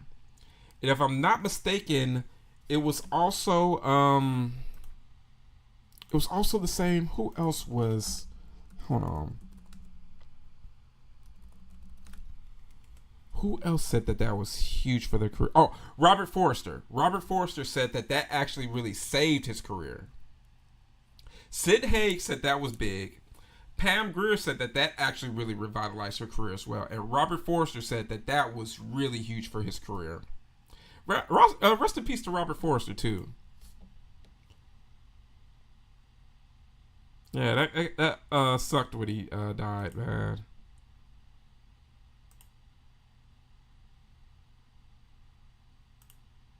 Because I think of him in films like The Delta Force, Mulholland Drive, a few other things.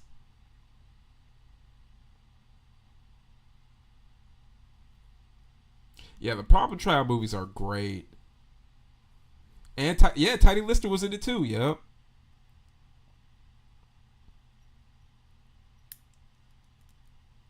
He got doubles on tape. The guy got that cool reprint from Just Got Named to do. Whoa!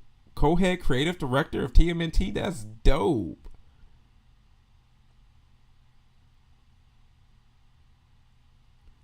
Yeah, the Problem Child movies are dope. Yeah, he was awesome in Breaking Bad too. Yes, I loved his role in Breaking Bad.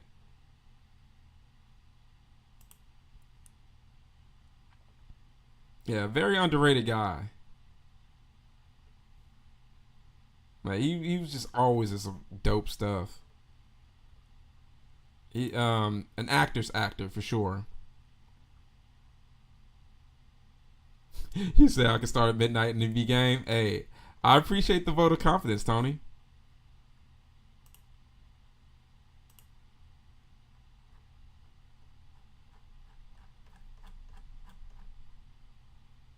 Let's see. I'm trying to think. What is the other movie that I'm trying to think? Um,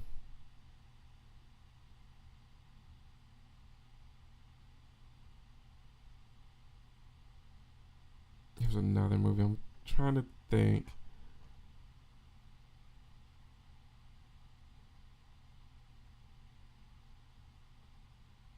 Hmm.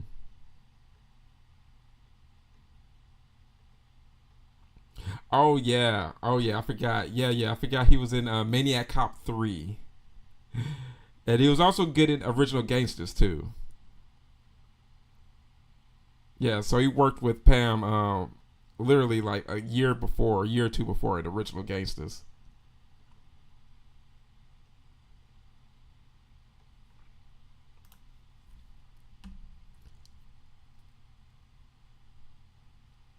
Yeah, Breaking Bad is still one of the best ever.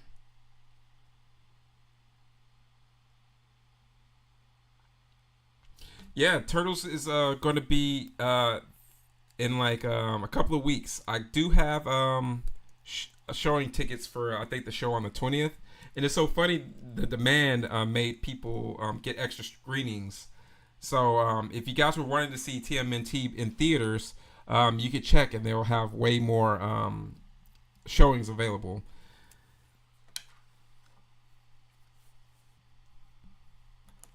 She was in another show I saw recently. It was Spielberg's Amazing Stories. Oh, nice. Okay. You just scored, 23 for Sopranos? Nice. I mean, $23 for one of the best shows ever.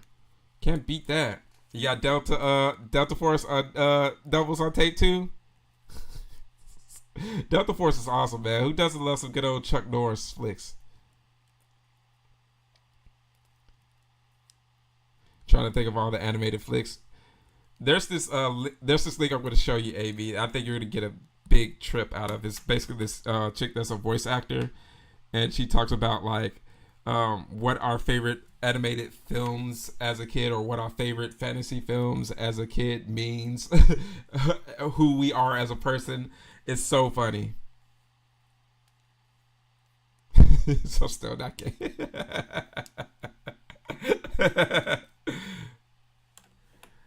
Love you, Triple T. And not in the gay way. Because you're not gay. And I'm not gay.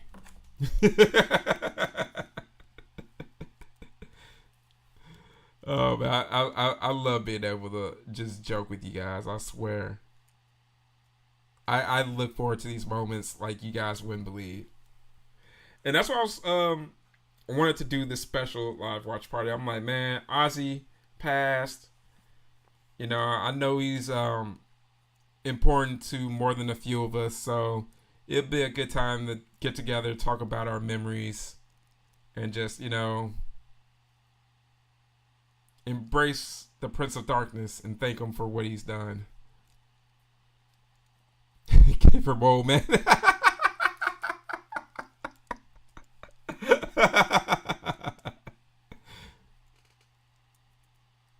Oh, I remember that Little Nemo movie. Yo, it's been forever since I've seen that one. That was a pretty good one. Hey, no worries at all, AB. We know how it can be. We know life gets in the way. So, whatever y'all can stop by, whatever it is, whether it's just for a couple of minutes or whether you're here for the entire show, just know that I really, truly appreciate it, guys. I miss Mo, man. You've had many memories at his shows. Yeah, man. I mean, you've gone to that many shows of his, but bro, I'm pretty sure you have quite the collection. Speaking of which, Bumper, man, you should make a video about that, bro. You should totally make a video about your Ozfest memories, bro. I bet that would get a ton of views, man, because I mean, you're pretty much an authority about that, bro. And that's why that's one of the things I immediately thought of when Ozzy died. I was like, man, I wonder if Bumper knows right now. Yeah, bro, you really should do a video about that, man. I would be so interested in seeing, like, and hearing all of your videos and seeing your memories revolving around that. And it's, you know, it's such a timely subject. And I mean, and not only that, but I know tons of people that would love to hear you talk about that, especially at this time, man. You know, someone who was able to see that greatness in person. And then not only that, man, but you've been to a ton of concerts, bro. So the fact that, you know, you really can say, yo, this one was a really good one, or this one, you know, he wasn't necessarily on his A game. And that makes me think of like my dad and his favorite artists, because you know, we all have these artists that we really love, you know, whether they're our absolute favorite or just one of our faves, that whenever they're in town, you're just like, you know, I'm going to try to go to that show. And one of my dad's absolute favorite singers was this blues man by the name of Johnny Taylor. And Johnny Taylor is like a blues legend. He was on Stax. He was on Malaco. He was on more than a few record labels. All types of classics. I was brought up on his music. If you grow up in the South, in the Bible Belt, and you know Johnny Taylor, you can go to any blues juke joint and literally come out with a ton of friends. So Johnny Taylor was the quintessential bluesman. And that comes with all of the bluesmen shenanigans, mainly getting drunk and high before your shows. The rockers had to get it from somewhere. So there are more than a few times that my dad went to concerts expecting to see Johnny Taylor, have a good time, and by the time Johnny Taylor is coming onto the stage, he's either super late or he's doing a no-show because he's too drunk or high. So there were more than a few concerts where it was just like it was like a coin toss whether or not Johnny Taylor was going to show up and whether or not my dad was going to be super happy or going to be a bit pissed that he didn't see his favorite blues man. So, needless to say, I just love hearing those stories of, like, you know, favorite concerts, concerts that were a bit underwhelming, the ones that you'll never forget. And when those artists die, you know, you have those memories. Like, I'll never forget when Johnny Taylor died. It hit my dad like a ton of bricks. He was definitely very distraught about it. So I had to call that man to make sure he was okay. So that's totally how it is sometimes.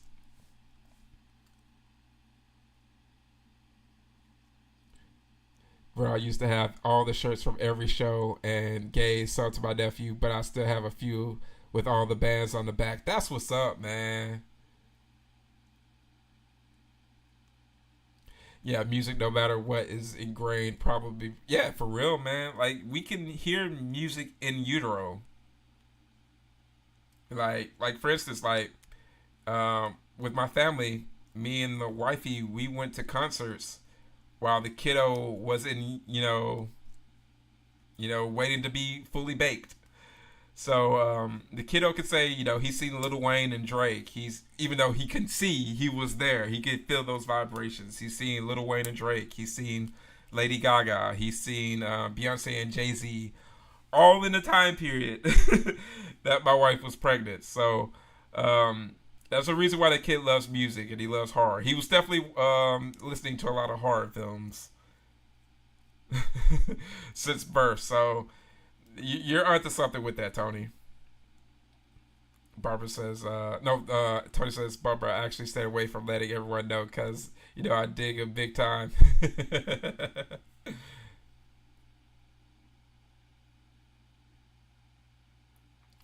Amy says, dude, I saw Lil Wayne when you was pregnant. Also, Papa Roach and Elton John. Oh, so love to see Elton John. I'm sad I never got a chance to see Elton John.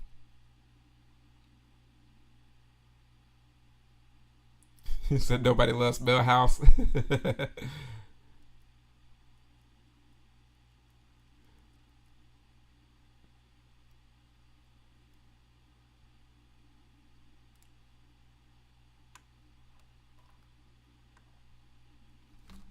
I also listen to a lot of Japanese metal while pregnant. Oh, that's dope. It's called the blues for a reason. And the most honest music I've ever. Yeah, that's like Johnny Taylor. That's a song. He's like, anywhere you look at it, it's still called the blues. And he's just talking about all these shitty things that can happen to you on your day to day. And he's like, but anyway you look at it, it's still called the blues.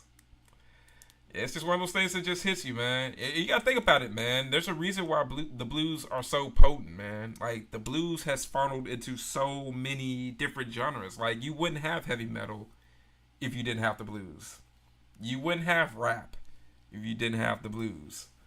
So, yeah, man. There's a reason why the blues is still around, and the reason why that hits you so hard, man. Whether or not you go to Chicago, you go to Kansas City, you go to Memphis. You got Texas blues. You got Stevie Ray Vaughan. The legacy of blues goes and spreads out. You had these British people, whether they're the Beatles or Led Zeppelin, the Rolling Stones, Ozzy, all inspired by the blues. Yeah, so you're definitely right about that, Tony. Those shorts are selling for like $40. Really? Hey, man, exactly, man. I still need to make my poster collection video and Blu-ray collection. Just finished up collecting some real good ones. Hey, nothing wrong with that, bumper. But yeah, bro, seriously, man, I'm telling you, definitely do that Ozfest or Ozzy in concert video. Oh man, I know that would get tons of freaking views, and I will gladly be one of the first ones of that one, bro, because I totally want to hear all your all your memories, man. I know you, like, seriously, man, like write those down, like the things that stand out to you, man, because I would love to hear that. All right, guys, we got Trick or Treat. Oh, it's always a great time seeing that film. So glad to see that. Yo, check this out. I think I have maybe 50 cents to my Sister Rose, yeah, Sister Rosetta Tharpe, the godmother of the blues, man. I mean, the godmother of rock and roll, I should say. It's crazy because she was a gospel artist, straight gospel music, sounds like rock and roll. She's doing rock riffs. She's doing, straight rock and roll, but she's singing about Jesus. And it's cool because Sister Rosetta Tharpe, she inspired those like Johnny Cash. Johnny Cash was a huge fan of Sister Rosetta Tharpe. Also, I believe Elvis was a fan of hers. Like, there are a ton of first generation rock and rollers that were heavily inspired by Sister Rosetta Tharpe. And I'm glad that Sister Rosetta Tharpe is starting to get her roses. And they're supposed to be making not one, but two Sister Rosetta Tharpe movies coming out, if I'm not mistaken, next year. So I'm really looking forward to seeing both of those films because she is a big part of rock and roll history. She is definitely a stepping stone to the genre, and I definitely recommend everyone. If you haven't heard Sister Rosetta Tharpe, she's definitely so ahead of her time. Like how we were talking about, Shave 'Em Dry, and how ahead of the time that Lucille Bogans was. Sister Rosetta Tharpe was also ahead of her time with that, and the fact that women had a place in rock and blues early on. You got women like Bessie Smith. With the Bessie Smith blues, you had a lot of women that are Ma Rainey. There are tons of women that had a place in rock before it was even called rock and roll. So that's why I always tell a lot of the ladies, like, hey, your place in this genre is just as valid because there were just as many women that placed bricks in the genre. Brittany Howard. Yeah, I mean, yeah, the OG WAP. And truer words have never been spoken. Yeah. It's definitely dope. They have a lot of amazing stories out there that I highly recommend people to do and look out.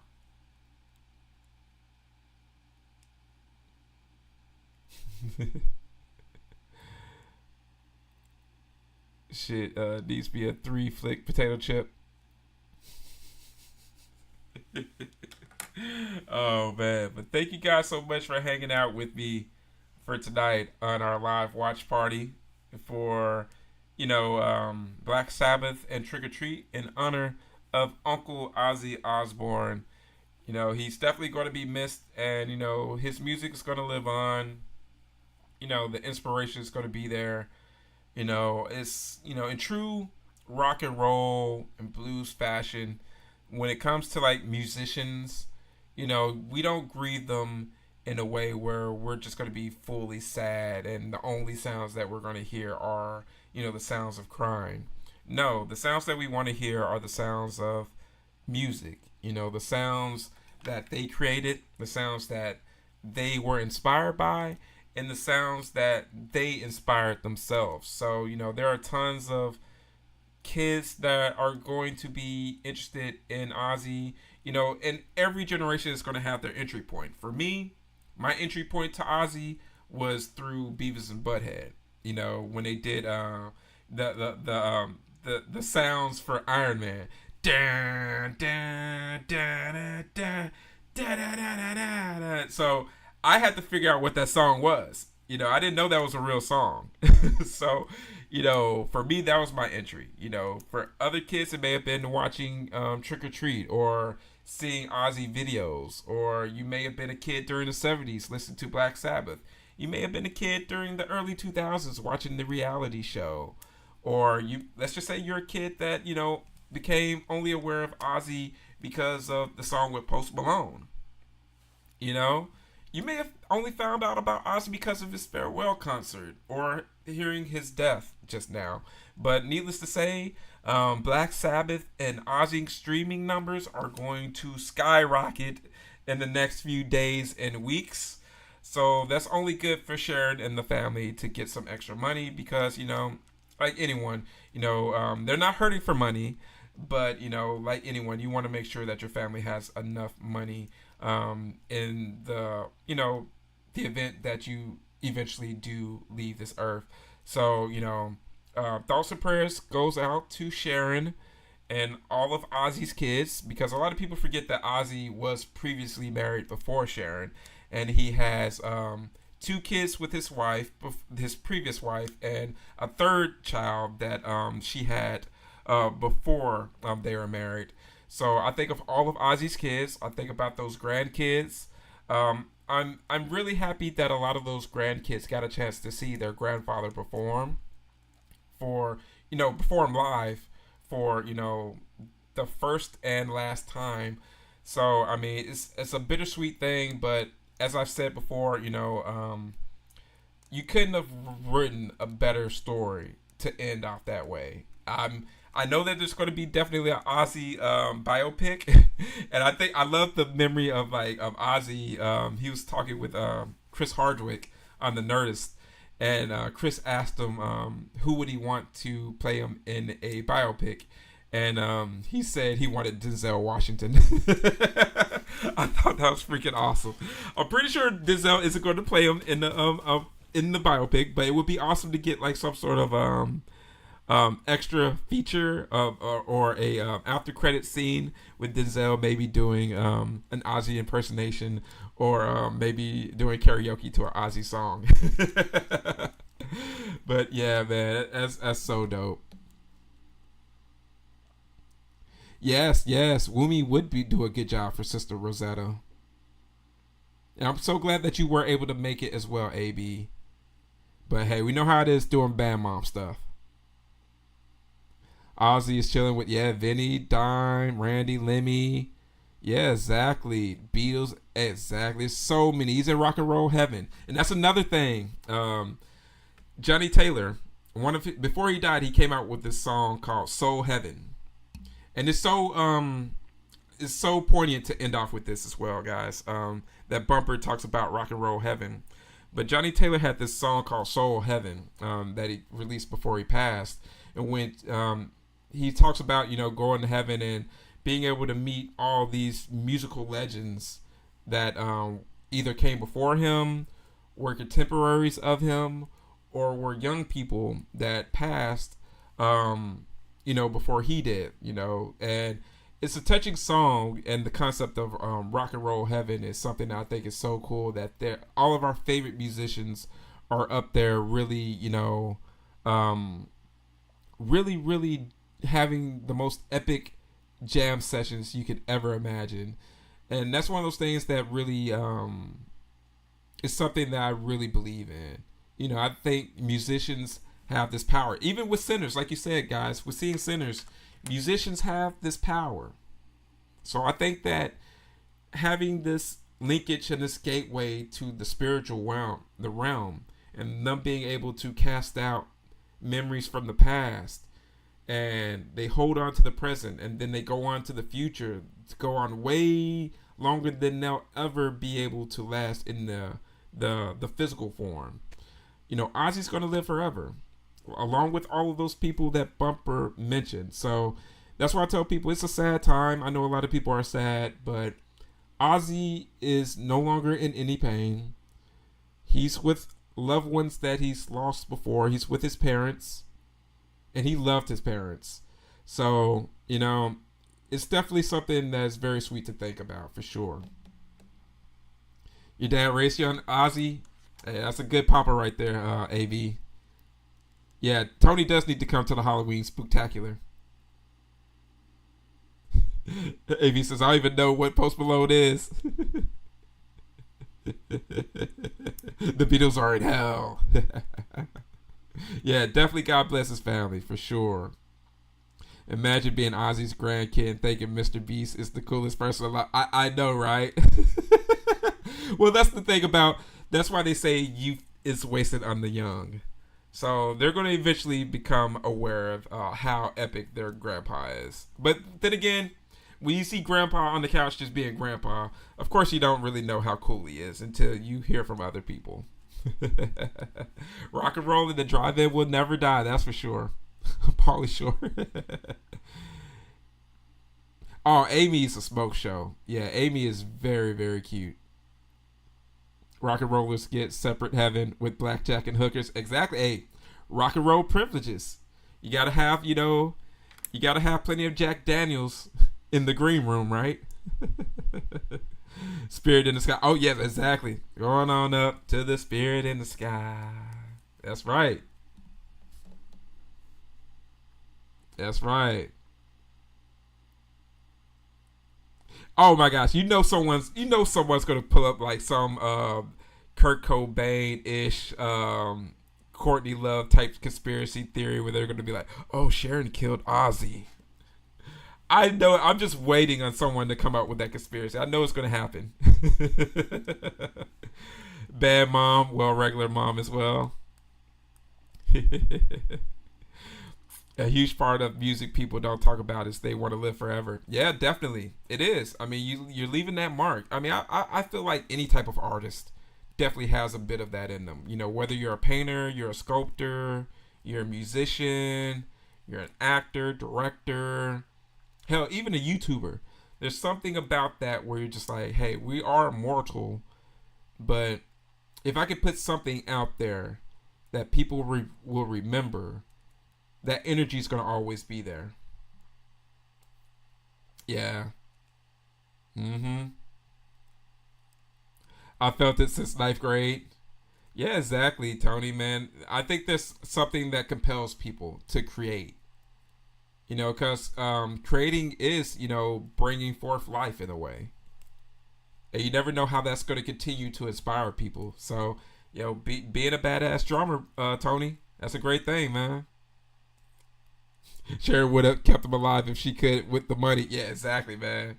One thing about that woman is, there's two things I can say about that woman. One thing is, that woman loves making money. She is a businesswoman. She is her father's daughter. If you learn anything about Sharon's dad, you'll realize she learned everything from her father. And the second thing is that she loved her husband. She loved some Ozzy Osbourne. And she would never let anyone talk bad about that man. So that's something I'll never be down with, any type of conspiracy theories, with someone, throwing Sharon's name in the mess. Sharon is not a perfect person. But one thing I would never, think that woman would do would be harm her husband. So, yeah, I'm definitely going to shoot down any BS like that for sure. Yeah, got surrounded by his family, and there's no better way to go out than be surrounded by your family and love, man. Surrounded by your wife, surrounded by your kids, and surrounded by your grandkids, man. There's no. I mean, if I could go out that way, man, I would give every single penny to go out that way. Yeah, man. So I thank you guys so much for hanging out with me tonight. It's always a pleasure. You guys are absolutely fantastic. We had over 200 views tonight, which is crazy. So I think being timely, we had some people who also wanted to join in and just view and talk about some Ozzy and watch the movies and just not feel sad. So again, guys, thank you so much for hanging out with me tonight. It is a pleasure. Don't forget to hit that like button, even though I know you guys have hit that like button. Make sure to subscribe if you haven't subscribed already. And make sure to comment in regards to anything that you guys liked in regards to the live stream. I'm definitely going to live stream later on this weekend from Texas Hunters Convention. I received media passes from them. So I will be in the house and I'll be bringing to you all the fun that is in store at Texas Hunters Convention. It's going to be a blast, guys. But again, guys, I am your travel guide, Brendan, with the Horror Greenbook, signing off and letting you know that it is scary in those streets. So let me know that you made it home safely. And rest in power, Uncle Ozzy. We will see you on the other side. Thank you so much for the memories. Catch you guys later.